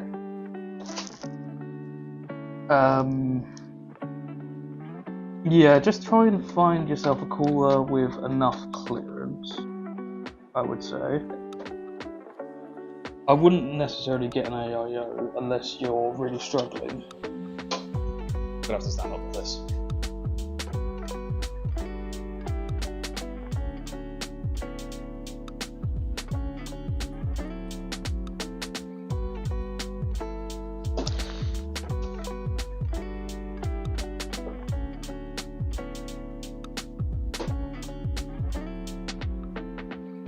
Reset in, power switch in. Assuming I've got a separate cable to change the colours on the fans. That's the USB header.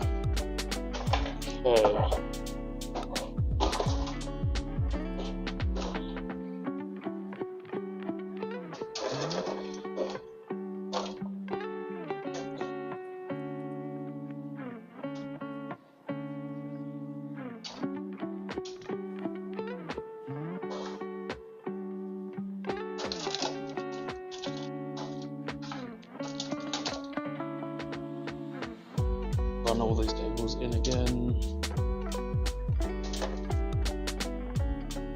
PG header installed. Absolute cable mess at the moment. Let's pull these back through.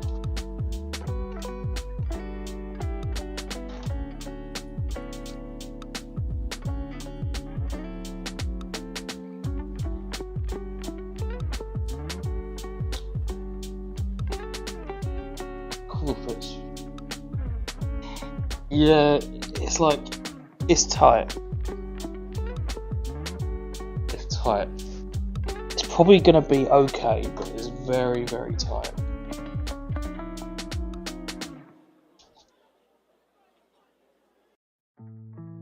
If it's your first PC as well, you might want to just avoid the headache.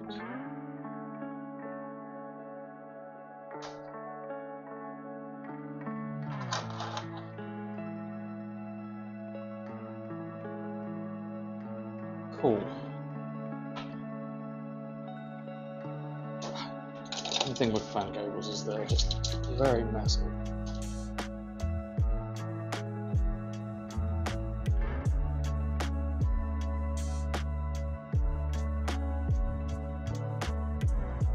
Kind of what I'm working with at the moment. Tucked in these cables, as you can see.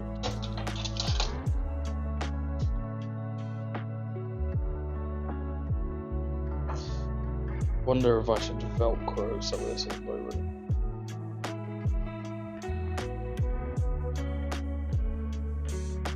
Maybe I'll put a power supply in and then I'll tidy the cables together in a second.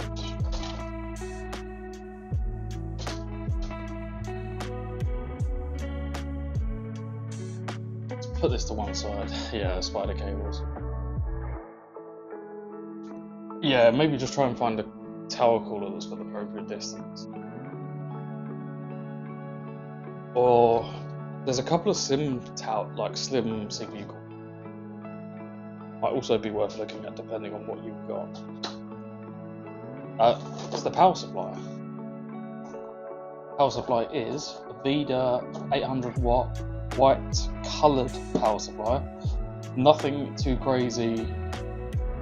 Basically not on the PSUT list, but I don't even know if anyone's ever tested these outside of the UK. It's going to be fine for this kind of build. I wouldn't say use it on anything high end. For this kind of setup, you're going to be absolutely fine.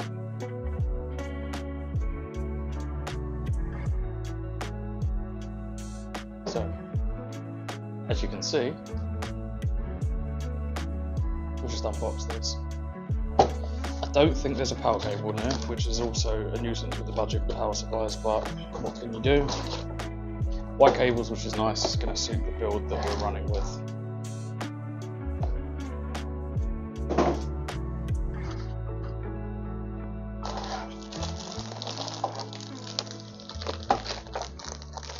Can I rip it open using my hamstring? Non-modular, yeah. Yeah, non-modular at this price point.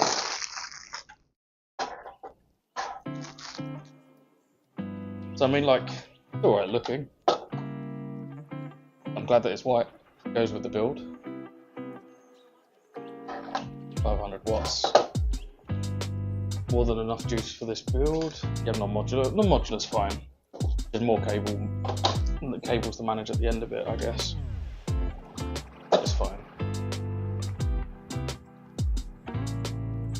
I've used an abundance of non-modulars in the past.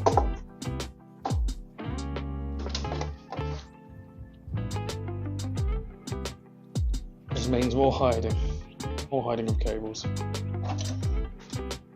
So let's unzoom a little bit.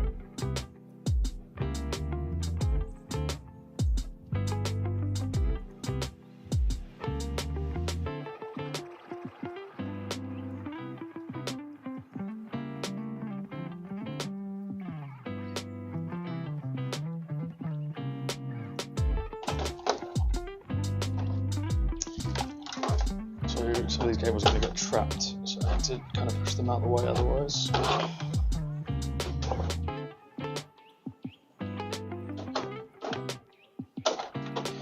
Here we go.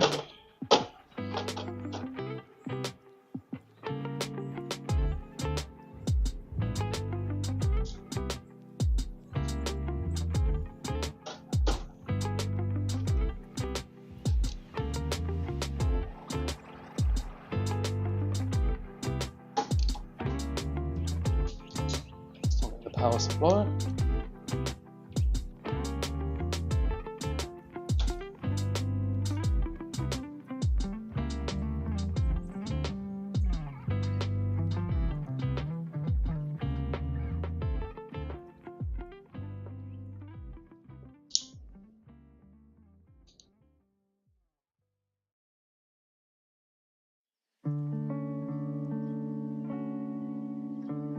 Fan facing downwards because we've got a spill at the bottom here.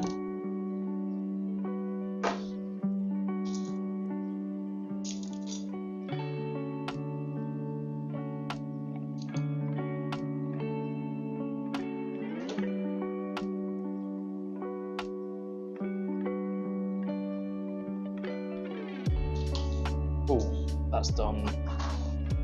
Now, not a lot of space for cable management at the back here, so I'm going to get creative with it.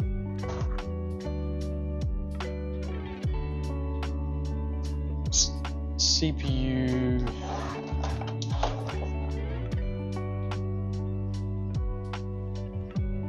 CPU's on a weird side on the external lines.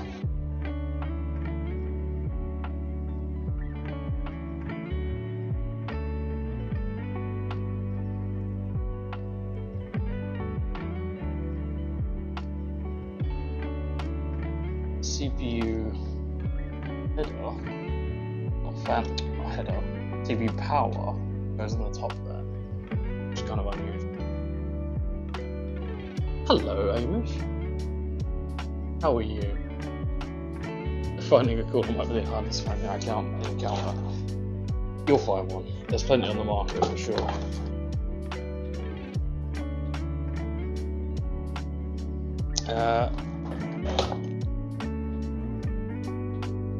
It's been a while. A lot has happened since I've been gone. So every time I stream, something dramatic happens in between the next stream. Seems to be the case.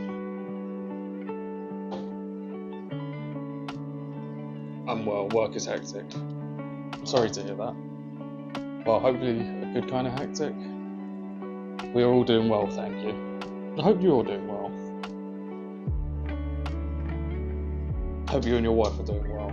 I hope work becomes less stressful for you soon. I guess hectic in some ways is good. It means plenty of work to go around, right? But at the same time, I imagine it's really stressful. Hey Kulik, how's it going? CPU power installed. This side. Weird orientation for excited out by the woods.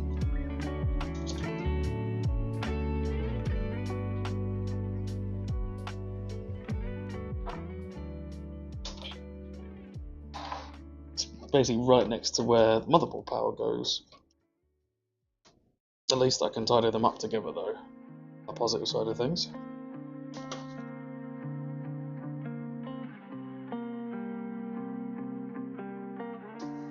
Installed. Then I can run the GPU cables up ready for the GPU.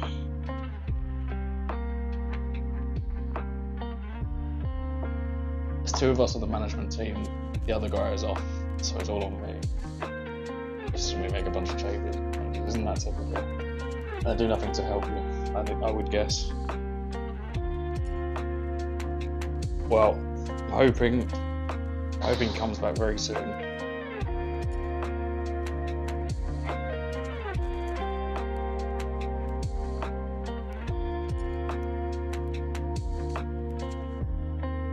And hoping the changes don't last that long. But I'd imagine it's very painful at the moment. Want to install a SATA cable for the fan controller. Then I'll tie a bunch of these cables together. It's all positive. That's good. Well, that is good. I think I'm a long way off catching overclockers.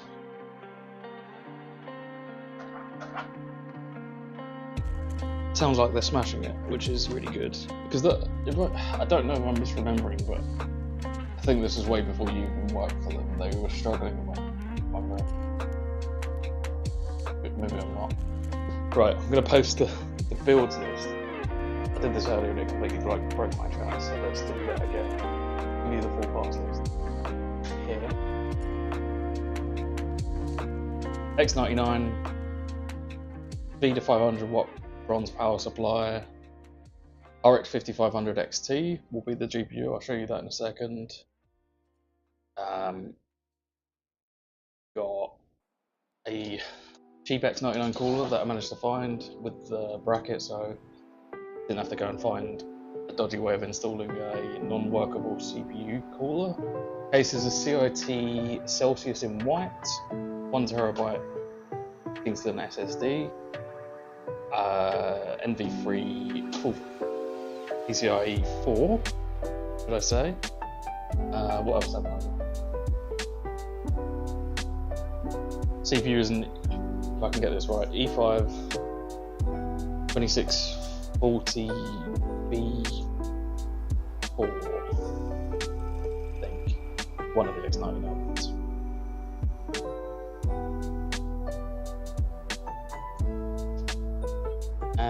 Okay, let's run the PCIe cables for the GPU.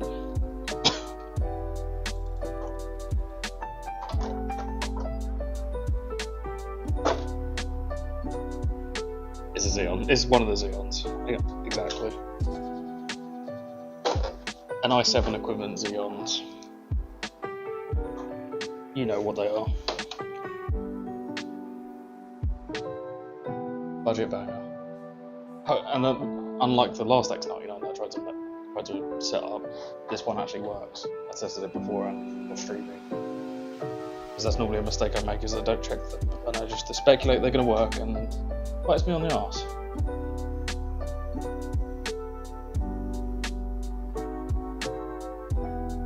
Cool, I can kind of tuck, I think if I use a Velcro cable tie, I can kind of tuck everything.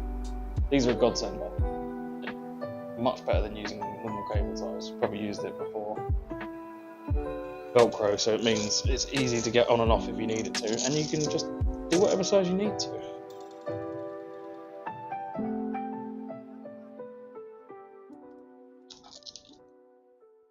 I use these when bunching up cables. Then I've got Desteo branded cable ties as well. I think I've shown you this before.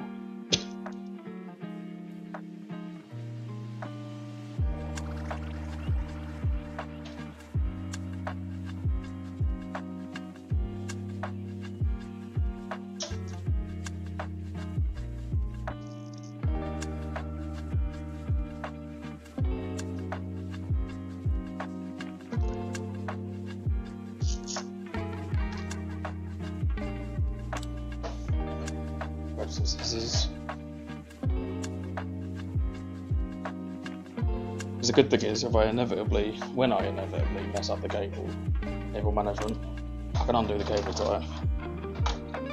It's really nice to have.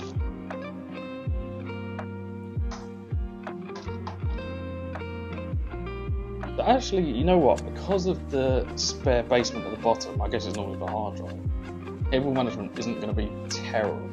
I mean, this is going to be hideous. You're not going to see that. Have I looked into case badges or a sticker or something to slap on the case? Like we talked about this some time ago, didn't we? I got some sticky labels printed before, and they were all right. And maybe I'll look at it again. But it was actually, I didn't have any Desteo ones. I had them as off PC, my old brand. Or because we had the 3D printed ones as well, right? 3D printed magnet ones, which are cool. You just take them off. I might look into doing that again though. It's a good point. I'll show you my cable ties. Let me go to the overhead.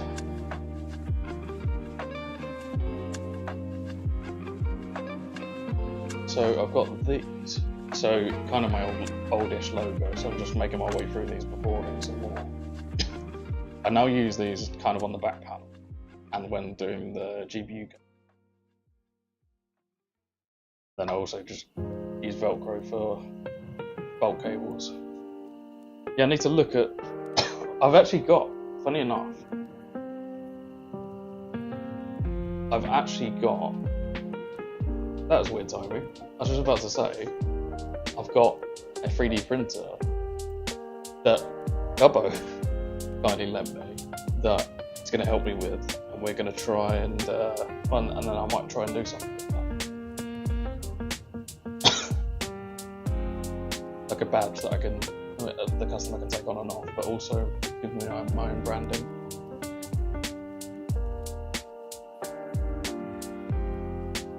We go to top view to look at my wonderful cable management.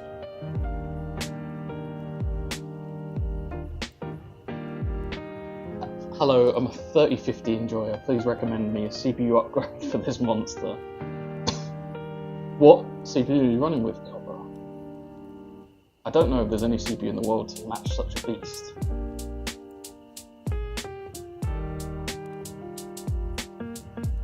I can probably 3D model the badge for you, by the way. You probably can, actually. I'll have to give you a shout for that. Oh, yeah. Yeah, definitely upgrade that CPU then. What kind of budget are you working with?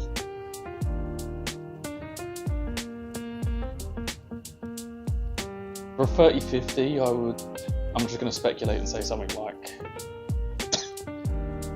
Ryzen 5 5500 would be good. $50. Okay, that limits your options. I'm gonna throw something out here. You could get what I'm using here, an X99. Thank you for the follow. I would say it might throw you a little bit over $50. You can get an i3 10100F, something like that. Should be like $25. The motherboard might be $70 or something. That might not be a bad shout. Or you could do something like a Ryzen 3600 for a bit more, with a B450, something like that. I would say, yeah, look into the i3 10100F. Might be near your budget. $50 is quite limited. I mean, you could get this X99 chipset, for example. That might tie you over until you get some more money for something else. Because yeah, that FX chip is unfortunately very limited. As much as I love them, they're kind of not great. Sorry, some of the messages are going past too quickly. It helps that I did the brand post, the brand designs. That would be really great if you could go. Maybe we can reconvene. I will talk to you about that. Hey there, nice PC, thank you. Question: just built a PC and it will not post DRAM lights flashes every 10 seconds or so. DRAM, so it could be your RAM. When it comes to troubleshooting with PCs, start by taking most things out. If you've got a CPU that's got integrated graphics, do maybe take the motherboard. It's a bit of a pain. Take the motherboard, the power supply, and the CPU out. Do some post testing with that. Make sure that that's booting. Try one stick of RAM, and if that RAM stick doesn't work, try the other stick of RAM, etc., etc.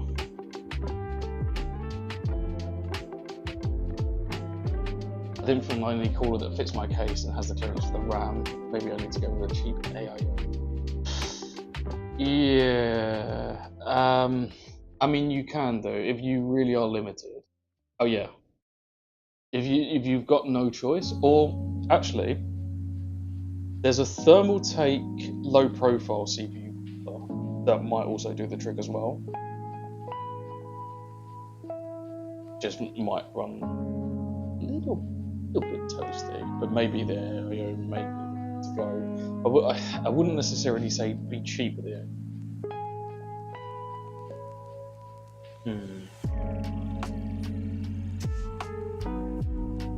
If if you're happy to, if you want to join the Discord, and send me a message or send me a post in one of the groups. It's a very dead Discord. But remind me, and I'll have a look for it and I'll see what we can pull up. See what we can find for your perfect caller, at least. And you're welcome, Copper. I'm glad that helped. I think it's like, it may be worth, I was going to say Copper, it may be worth trying to get on at least AM4, but if budget is going to be an issue for a long time, then an i3 10100F is a decent budget chip.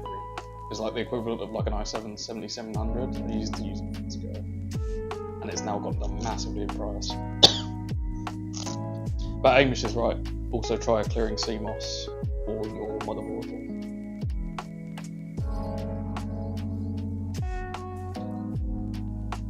What CPU and what motherboard have you got? Thank you for popping by, Gubbo. Enjoy your work. Green again.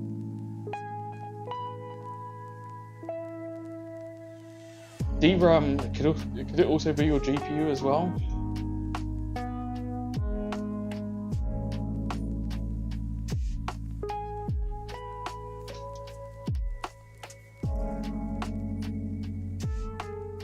Know really how to do this properly. Let's try.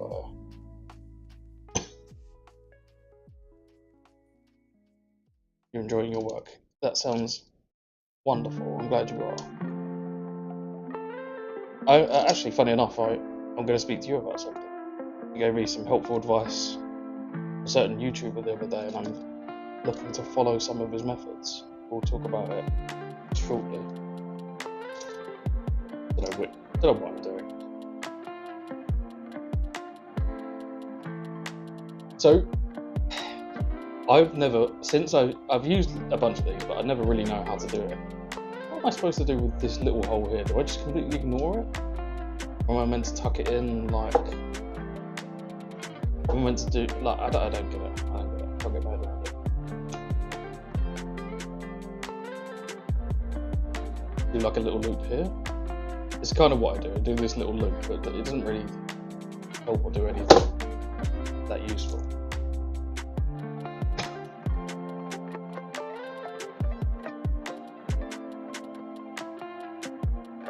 Sorry, I don't have a command for the Discord. Let me throw an invite in.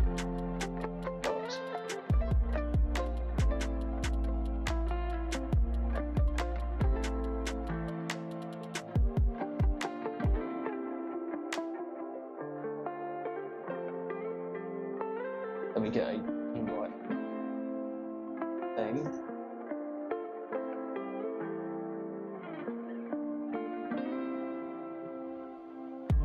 Let me post the... Might be in my About Us. If not, it's here. See you later, Gubbo.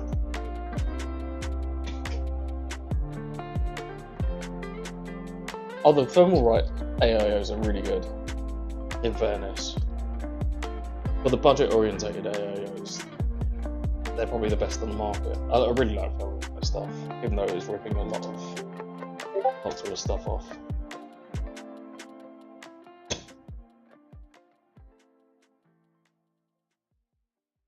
Might be worth getting a motherboard speaker that Amish is talking about, because at least the RAM codes, or the beep code, should I say, will tell you what is likely to be the issue.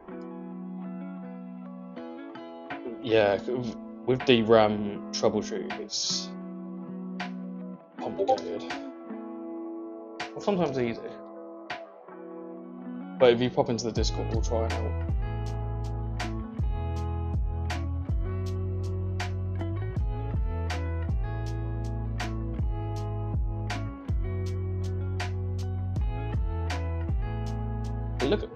I like the look of the cable tires, they look really good.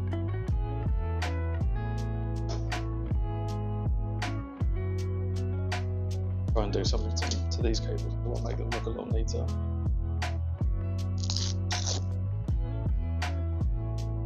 You're welcome. We'll do our best to help. Amish is a very experienced builder.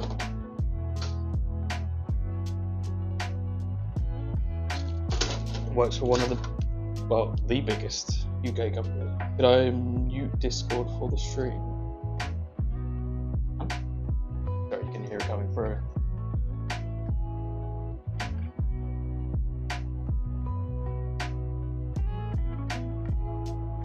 Let me just quit out.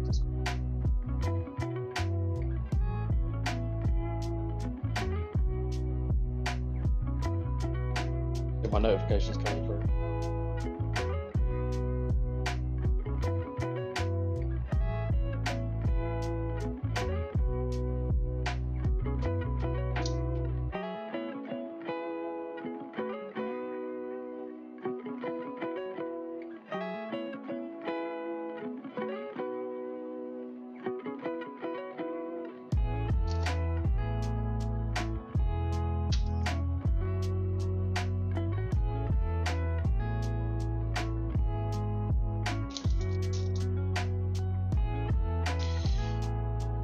Should have run the cables down here.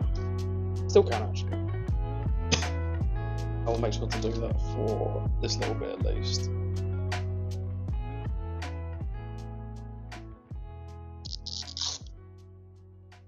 Basically, you don't want to get the cables trapped. I wonder. As weird as it sounds, I was trying to attach that to like the power supply because I don't know if the case is going to fit on with where it is. Or design if it doesn't work. Welcome back, Skeptic. Oh, you come back early. I was thinking, God, is it 10:20 already?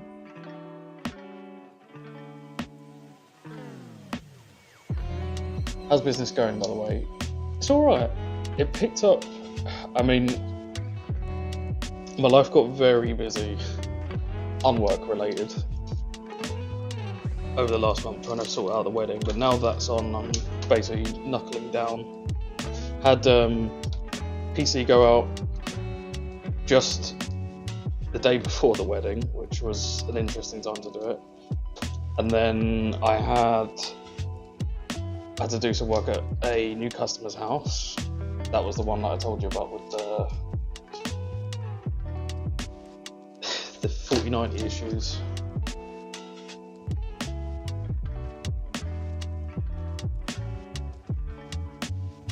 You had the thermal wrap. Damn.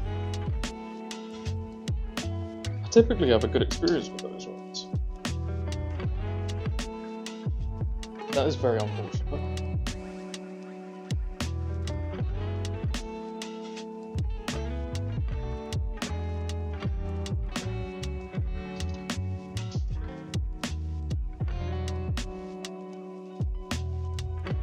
Okay, so I think, like, in terms of cable management, I'm gonna tidy these up as best as possible. Don't know how much we can do with it. Cable run looks pretty nice to me. Shove them in the basement because that's what I can do at this point.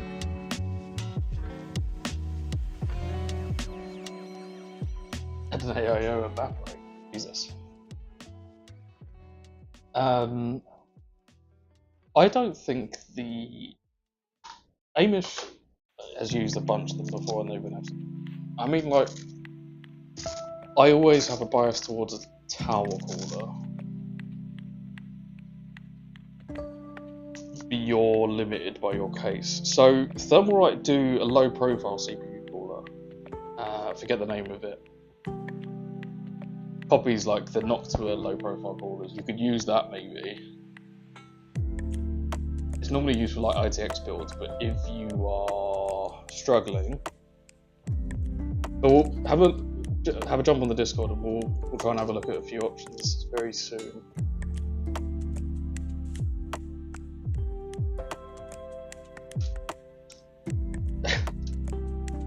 There's a lot of PCs. I wish I could say I've ever counted the amount of PCs that I've looked after, but I don't think I ever have.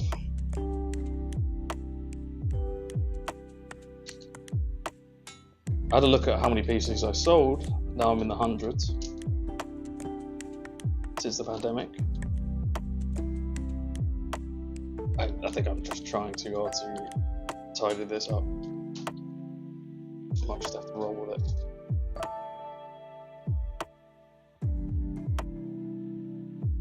Spaghetti Junction. How's it look at the front?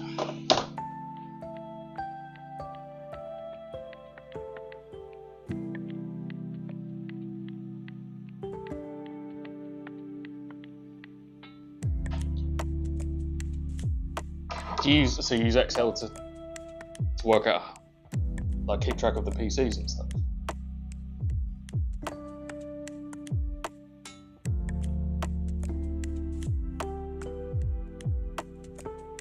Damn. Excel's your lifeline.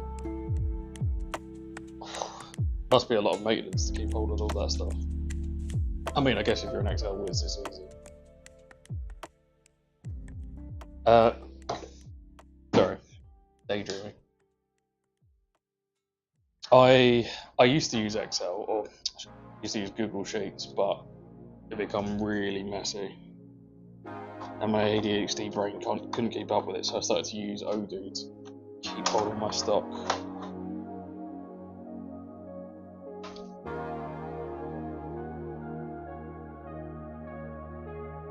Welcome back. ADHD and autism comes to your rescue, so you get hyperfixated in Excel. At least that's something. My ADHD causes me to have just keeping track of stuff is a nightmare.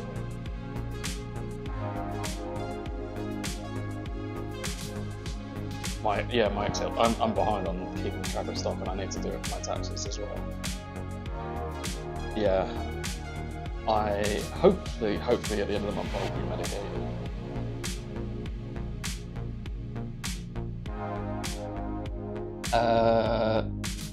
Dolce, stay. Did you join the Discord?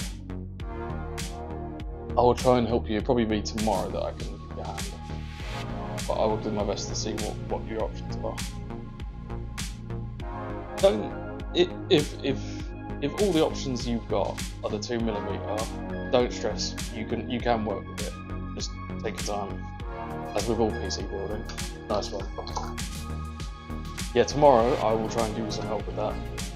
We'll figure out the best caller for you.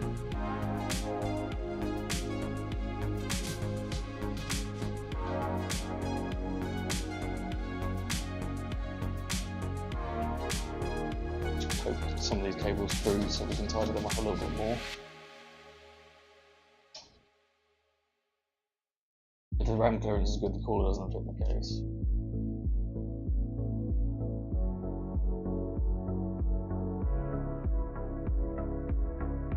Have you looked at the low profile Thermalright cooler? Have you managed to find it? It might be your option if you don't want to risk an AO. Typically, I've had good experiences with the Thermalright AOs, but you could be really unlucky. It's just one of those things with me.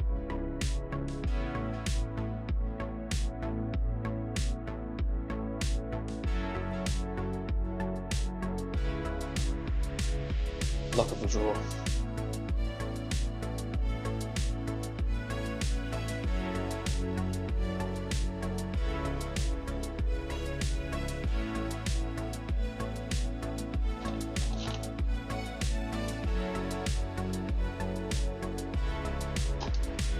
Yeah, definitely look at the Thermalright. I did that wrong anyway. Meant to be. Kind of steps up this one now. Look at the Thermalright low profile ones. That might kill all the birds with one stone.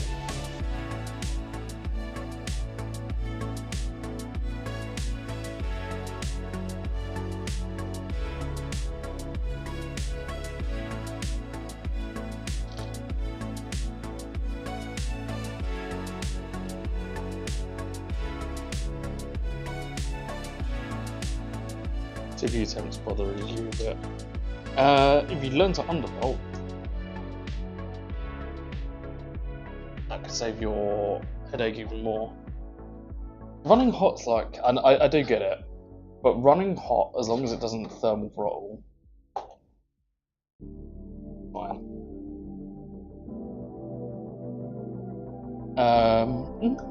So I run a mini ITX build, and I'm able to get that to run at like 70 degrees as well.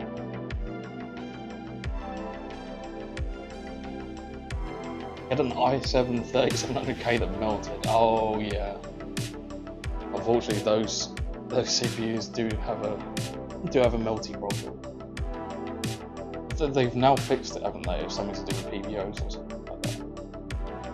Like the motherboards weren't. I realise this is maybe missing a screw. Yeah. Yeah, they really screwed up that generation. Intel are not doing well at the moment. It's interesting, they used to be the goats of CPUs, now they're just like really good at mid-range GPUs. This isn't a replacement, that's something. To be fair though, my friend had 9800X3D with an ASRock board, and that melted, in fact. And now I've got the replacement board. This is absolutely battered. If I had one of those 9800X3Ds, you know, the ones that caught the attention of like Gamers Nexus, etc. They did replace both the CPU and the motherboard, thankfully. Right. GPU time.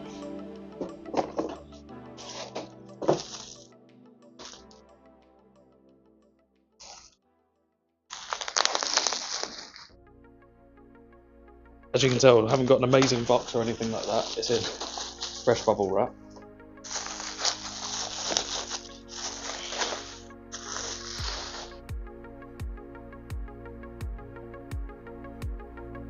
So this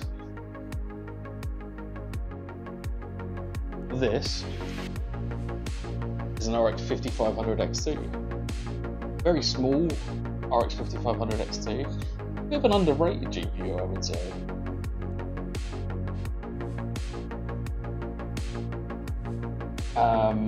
Comparable to what? It's kind of, I guess the problem is it's kind of like an RX 580 again, but slightly better TDP. Like, as a budget GPU, at least it's got 8GB of RAM. There's not too much on in terms of the TDP. It'll do the job in this build basically. It's a good little budget GPU. And not many people go for it, so you get these at a good price. Dolce, you'll be fine. Just take your time. Make sure you watch loads of YouTube videos on how to do it. Be patient. You'll be good. Which part of Colombia are you from? My wife's actually from Venezuela, believe it or not. I need to go to Colombia one day.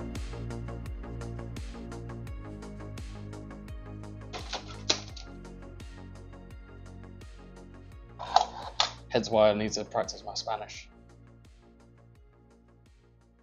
I look for 60,100 at least, unless it's 5700. Oh yeah, I love the 5700 too. At Medellin. That's really cool. I need to try Colombian arepa. Because I know I've tried Venezuela, of course, have their own arepa, but the Colombian ones with cheese in the middle, if I'm correct. Have I ever deshrouded a GPU? I haven't. I've thought about it, and I thought about doing it in my mini ITX build. I was looking into the logistics of it all, but never really got to it. Arepa is really good. What GPU did you do, Shroud? At our wedding we had arepa, yeah, empanada, pequeños, etc. I don't know. You probably don't have to. Might be about.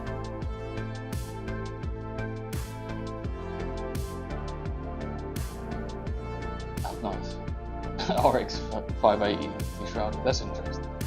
Why did you deshroud that? Just for the noise. I'm hungry thinking about arepa.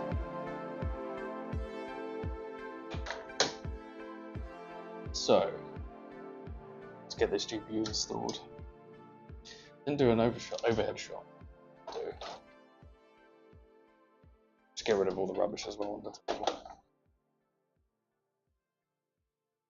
Give me 2 seconds while I do that.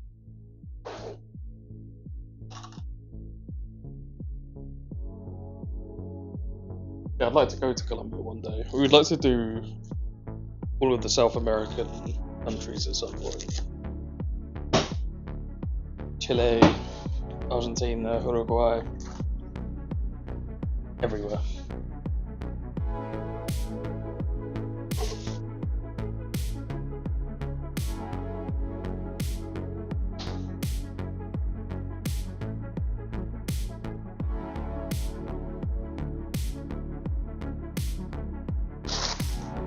Sorry, just have it clear out. This is an ADHD problem. I just let the shit pile up and I'm like, oh crap, I need to tidy up.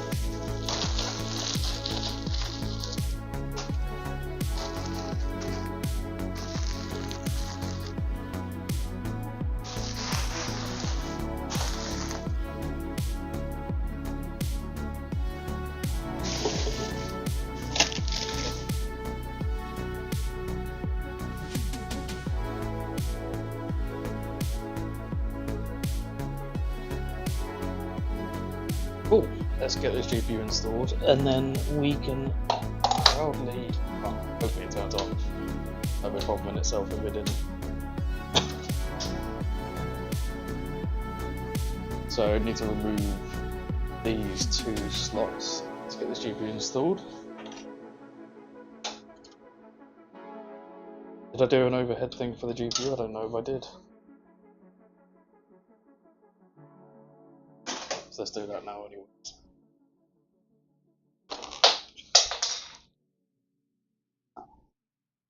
Crap, one of the legs just came.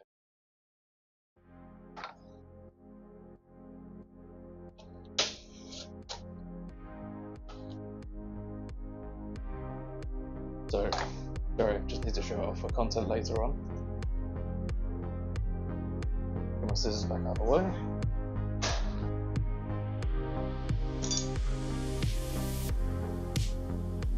Waste. GPU of choice, as mentioned, is the RX 5500 XT. This one is from Mlusa, Milsi. I never pronounced that.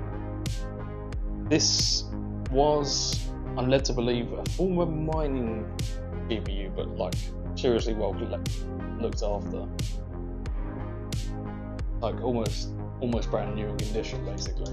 I got these for, I think I paid 75 quid, but you can pay maximum of about 90 now, so really good value.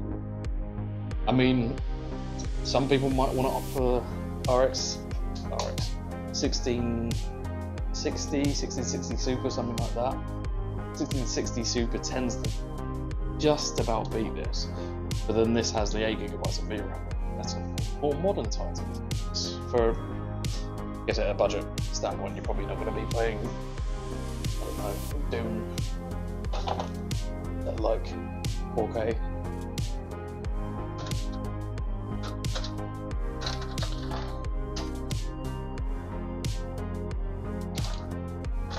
Let's remove this bracket. There we go.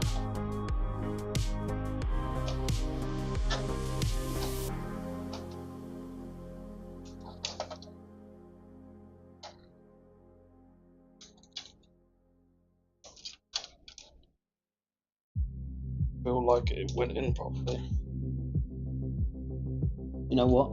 It's because it didn't. The RAM slot was blocking it. What if I buy a GT 710 or 7600? I don't know. I don't think your 7600 will keep up with the 710.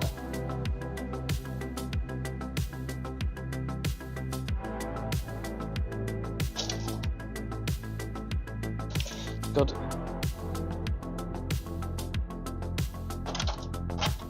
I don't know if that's in. It just like it hasn't clicked. I'm building my first ever streaming PC. Is the 3070 good? Yes. Yes, I would. One of those GPUs, especially at the price range that it's at the moment, that I tend to recommend quite a lot. The only tiny caveat is the 8GB of RAM. Streaming wise, perfect, and I think 1440p high 1080 is your perfect, especially for that price range. For streaming, yeah, you can't really beat NVIDIA Bill at this moment.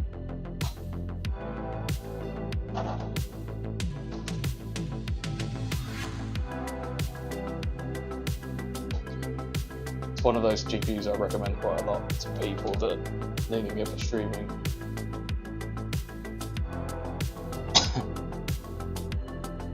You don't play high tier games, so don't worry, nah, so you're absolutely fine. Those kind of. I actually. Thank you for following me. A couple of weeks ago, for a consultancy kind of build I did. They were basically playing. They're just trying to play esports at high FPS. So I got them Ryzen 5 5600 with a RTX 3070. Perfect. Apex 300 FPS. Fortnite was 200, etc., etc. I mean, yeah, RTX 3060 is a good shot. Pretty good caller.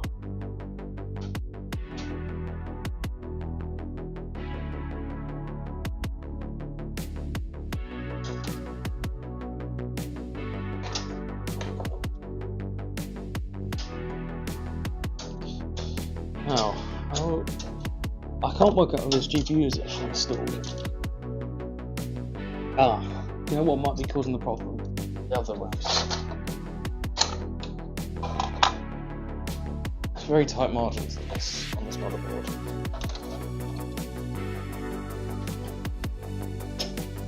There we go. RAM slot was blocking it all this time.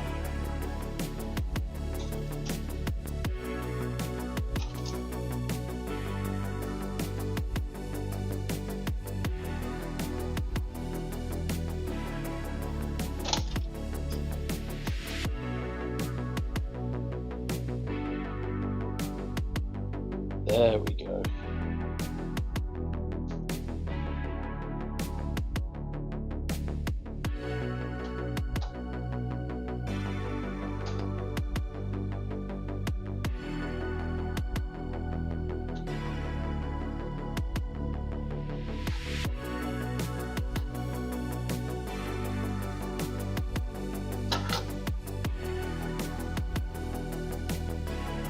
We're very nearly there.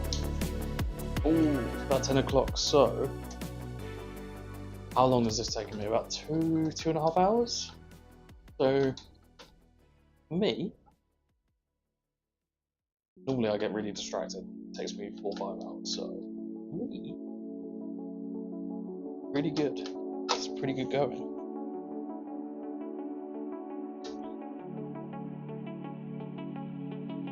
Let's tidy this cable in here.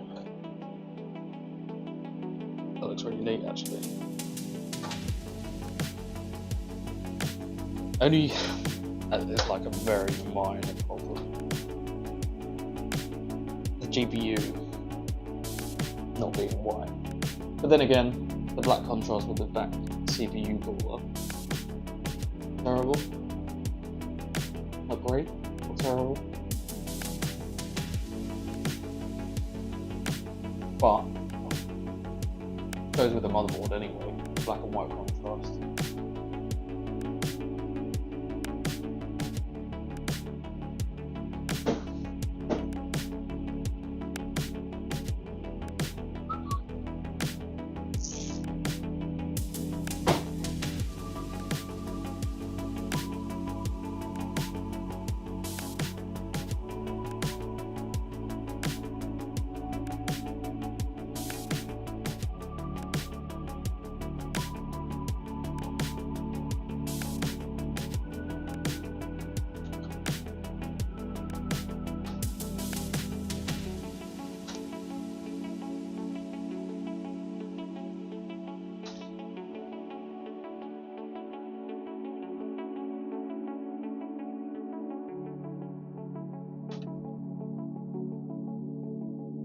One more cable.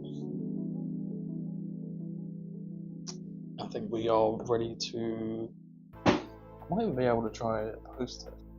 Got my portable monitor.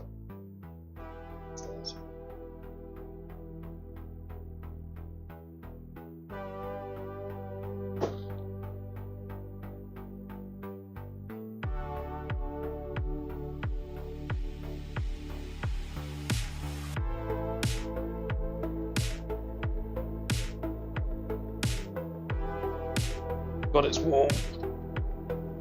Only problem with building PCs in the UK sometimes is the humidity. It's disgusting.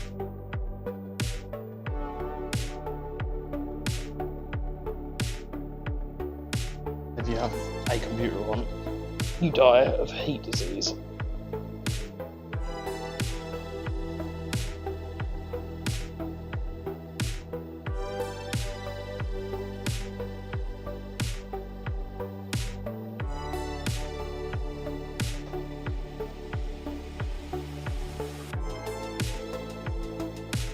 Okay, I'm going to try and get the back power on with my. I wonder if.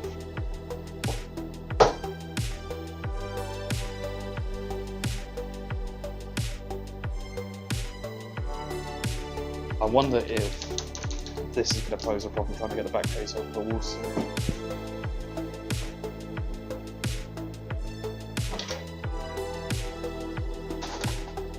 Yeah. It's a problem. It's annoying. I don't know. It won't magnet to the power supply, will it?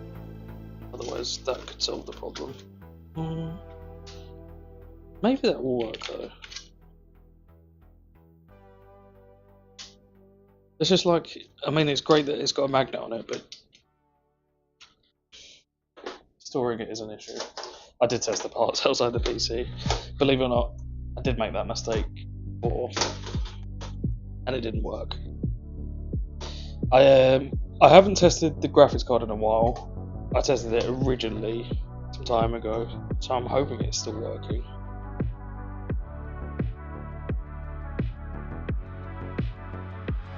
I think I might actually see my portable monitor, so maybe we can do a post test.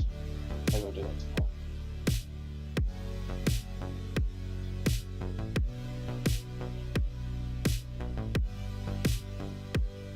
So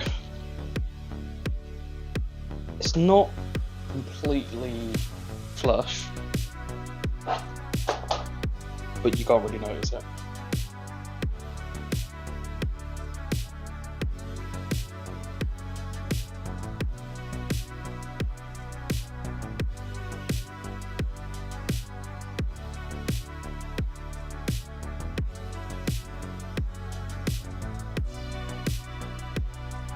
Look at that, steady hands. We'll do a power test at least. I'll do a proper post test tomorrow. I'm going to assume everything's okay.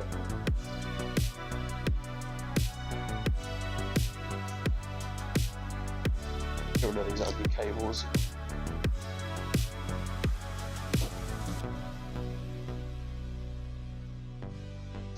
Put the rest of the stuff in the bin. With that, well, I'll keep hold of it for now, but I don't think I need it. All this stuff in the bin and then get this plugged in.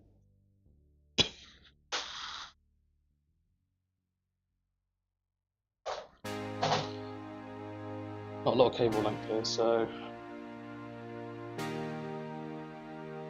on. Remember to switch it on. Are you ready? Dramatic music's kicked in just in time as well. Yeah, I'll move this to the side. You ready? It's like the music was designed for this mode. Very dramatic. Dramatic button. Right. You ready? So we do a countdown.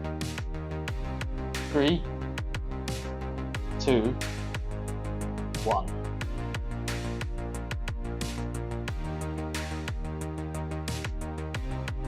We have power. So I think if I plug in the cables correctly, we should be able to change RGB here. I'll plug that in correctly. I think I put reset in and maybe the reset. I can do that tomorrow.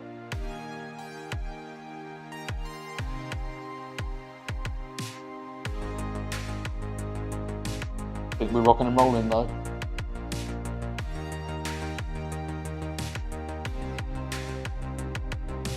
CPU pulled off. Yes. Just didn't look like it from where I could see in front. Everything looks like it's rocking and rolling. Yeah, the LEDs I need to put the reset light into, I think. I can actually change the LED colours. But for now, I think that's good to say.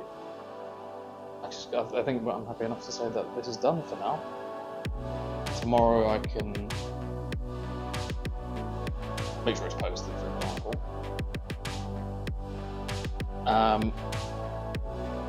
Yeah, hopefully you'll see some content about this. If I can do it, maybe not next week. Well, I can do it by next week. That's the aim, at least.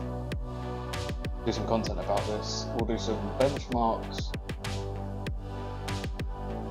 We'll just see how good this £300 PC is.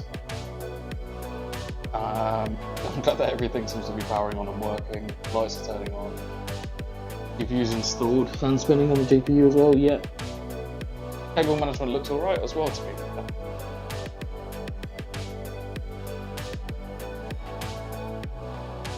Not going to be able to go all the way around. So a slow dramatic turn. Perfect. I'm happy to call that quits for now, I think, until tomorrow where I can do some proper testing. Oh.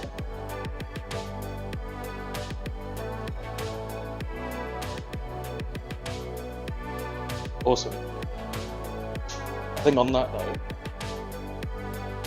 probably a good time just after 10, so not a bad turnaround. Typically takes me longer when I'm like, I watch chat and also get distracted by my own. I think an awesome little PC though for free. In terms of looks, it's like, can't do much better. So yeah, in terms of content, hopefully I am going to try and release something next week, or at least I'm going to have it edited by next week. Ask me anything. What's the question? Good to see the channel points work. Do I prefer the GT710 or the RTX 5090? Actually, the answer to this question is the Ryzen 4090. XTX RTX 40 Super. That's the GOAT.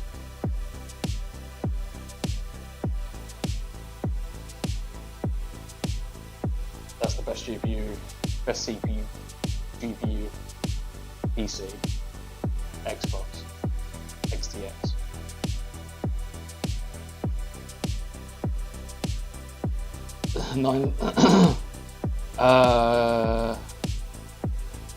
On a serious note, I think the 9070 XT. I think AMD smashed it this time around. Okay. Well, the only thing that they haven't smashed is releasing an 8GB version of the 9060 XT, face to space. And all their other GPUs are really good. I'm curious to see if they will release a top-end GPU. Because I thought they weren't going to, but then there's been rumours that they are doing like a 9080 or something XT, but AMD smashed it. Intel kind of smashed it. Oh.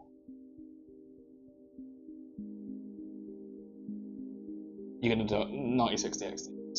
I think that is the best value GPU market bar none. Although saying that, the Arc is also like insanely good value paired with the right CPU.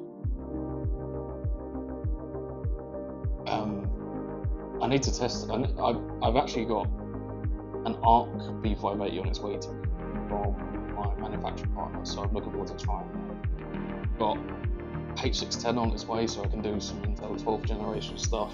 I've got another B450 and those, but I'm with it anyway. I'm looking forward to giving those a test, and actually I think the plan is to give the Arc B580 to a friend of mine that wants to. Hopefully, actually it should be here this weekend, so maybe that will be the next PC that I work on. Yeah, sorry. As I was saying about the content, yeah, I will start video editing tomorrow, or at least shoot the next video about this PC. We'll go into depth about the specs, how many FPS it does in certain titles, blah blah blah blah blah. You know that. But yeah, thank you very much for being here. For your CPU caller, I'll try and help you tomorrow, Jason. That's okay. I'll try and learn how to spell your name, say your name. I promise. But thank you very much for everyone that's been here today. And I will see you guys this time next week if I don't make any mistakes. But not to stream. You want me to turn it on again? Oh, did you miss me turn it on the first time? I'll turn it on for you.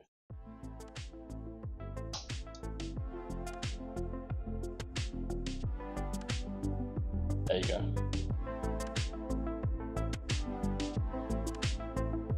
Oh, no, that's fair. I think I mentioned I need to reroute the, I put the so the thing is with these kind of cases, you can change the RGB, but you need to use a reset switch to do it. So I need to take the reset switch out of here and put it in the back. Yeah, it's free. The plan is, so it'd be £300 if you want to build it yourself, or RP-ish, and then £350 to buy it outright. So, well, I ship it to the person's door kind of thing. That's the plan at least. £300 for all the parts. And then the plan is to do like a proper build guide, so newbies can learn how to build it as well. That's the aim, at least, hopefully. Yeah, thank you very much for sticking around though, and I'll be back, touch wood, this time next week. I'll see you guys very soon. Thank you for being here. Oh, should we find someone to raid? Okay. Many people. How do you raid? YouTube content, exactly. Should we find who to raid?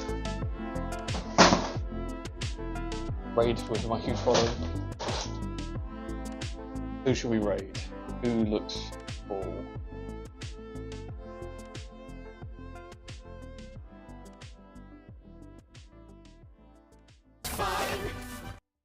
How does one even raid? Raid then using it. Okay. I don't know who this person is. He's got a cool looking PC though, so that'll do. So how do I do that? What's the person's name? Forgive me. You wouldn't believe I've been on Twitch for a long time, would you?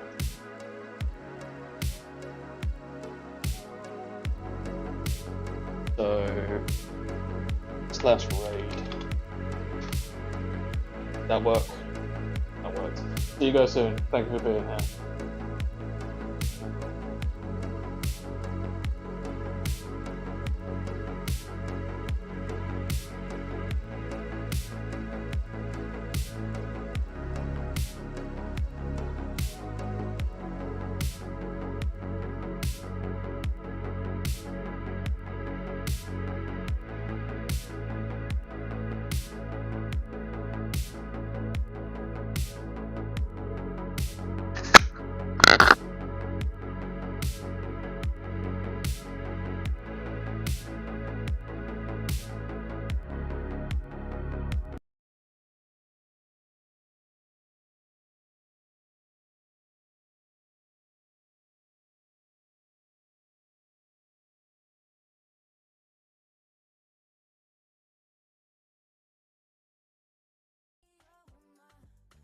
Do I trust that? Hmm. Do I trust it? This is a difficult option, actually. I'm not sure. We are covered with sprinklers, fire alarms, smoke ventilation, and smoke dampers, gas suppression systems, etc. Well, I mean, to be fair, I think I do trust it because if I didn't come back and if I died at Wembley, everybody knows it's your fault. And Cult, I will call you to action. If I die at Wembley, everyone must attack, right? You better keep it safe, my friend, because... Mm-hmm. Thank you for following Dust Hello Tech. Ah! Ah! Hey, thank you so much, Dust, for raiding. Thank you. Welcome, readers. Welcome. What's up? Walk on. Hey, Skeptic. Hey, how are you doing?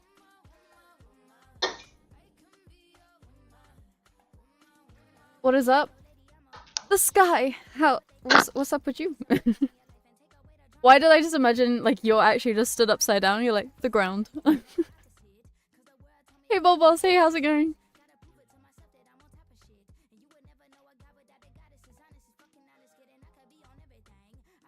You've got like gel discs between the vertebrae and they can pop.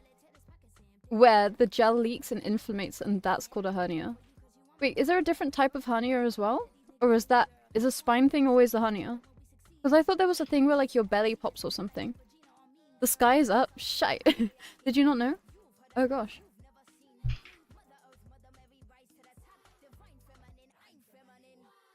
Now you'll be sound. We fixed all of their last maintenance company fuck-ups already. There were a lot. Oh, okay, that's good. Nice. Wait, you just get to sit... Wait, if you do go to the show, like, what, you just get to stand there and watch? Where do I come from? From where do I hail? The UK. Yeah. I saw the cool fish tank and PC. I thought I'd pop by. Thank you. Yeah. And thank you. Yeah. This is my baby. This is baby number 1. This is baby number 2. There's my shark. Yeah. You found the treasure you seek, but now you will have to try and escape all the traps. My hernia was my intestines going into my crown jewel sack. Ah? What?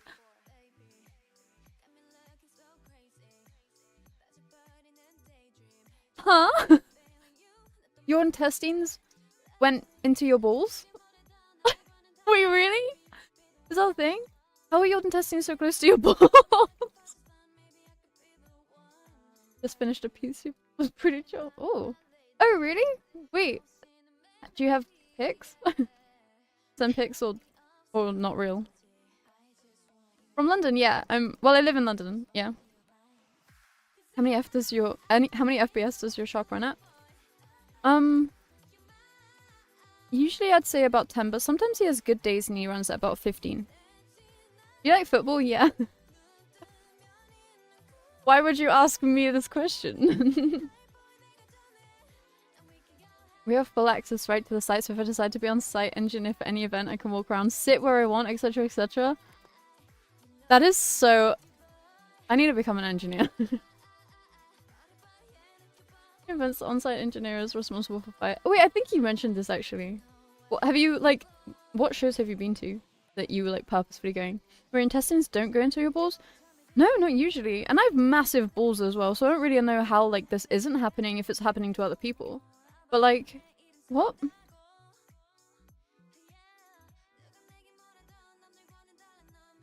I don't know how that's happened.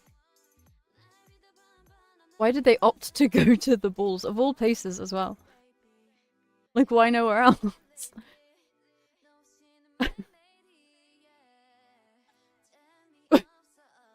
Wait, if your intestines popped into your balls, do your balls just really big? I'm sorry, I'm like 5 years old, I swear. There's a muscle or something that separates them from each other? From the intestines? had to have surgery in which they put a mesh across it so it'd regrow without the intestine getting trapped. Holy shit. You're from Germany and football's insane here. Of course, yeah, Germany football's great. Do you like football as well?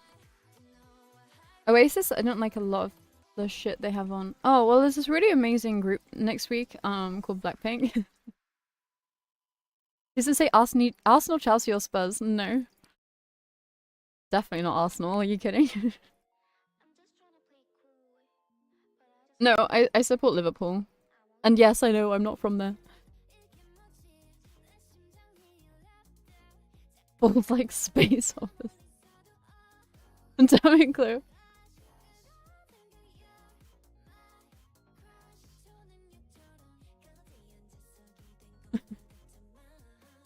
Man United fan? Sorry. God, I just had something stuck then. Why you have to be such addictive stereodor, Craig? Go to sleep or I'll ban you. There you go. Now you're asleep. You have 5 seconds to go to sleep, and if you don't respond in 5 seconds, then I won't ban you. Yes. 5, 4, 3, 2, 1. Hey, you're not allowed to talk. That's it, banned. No, I'm just kidding.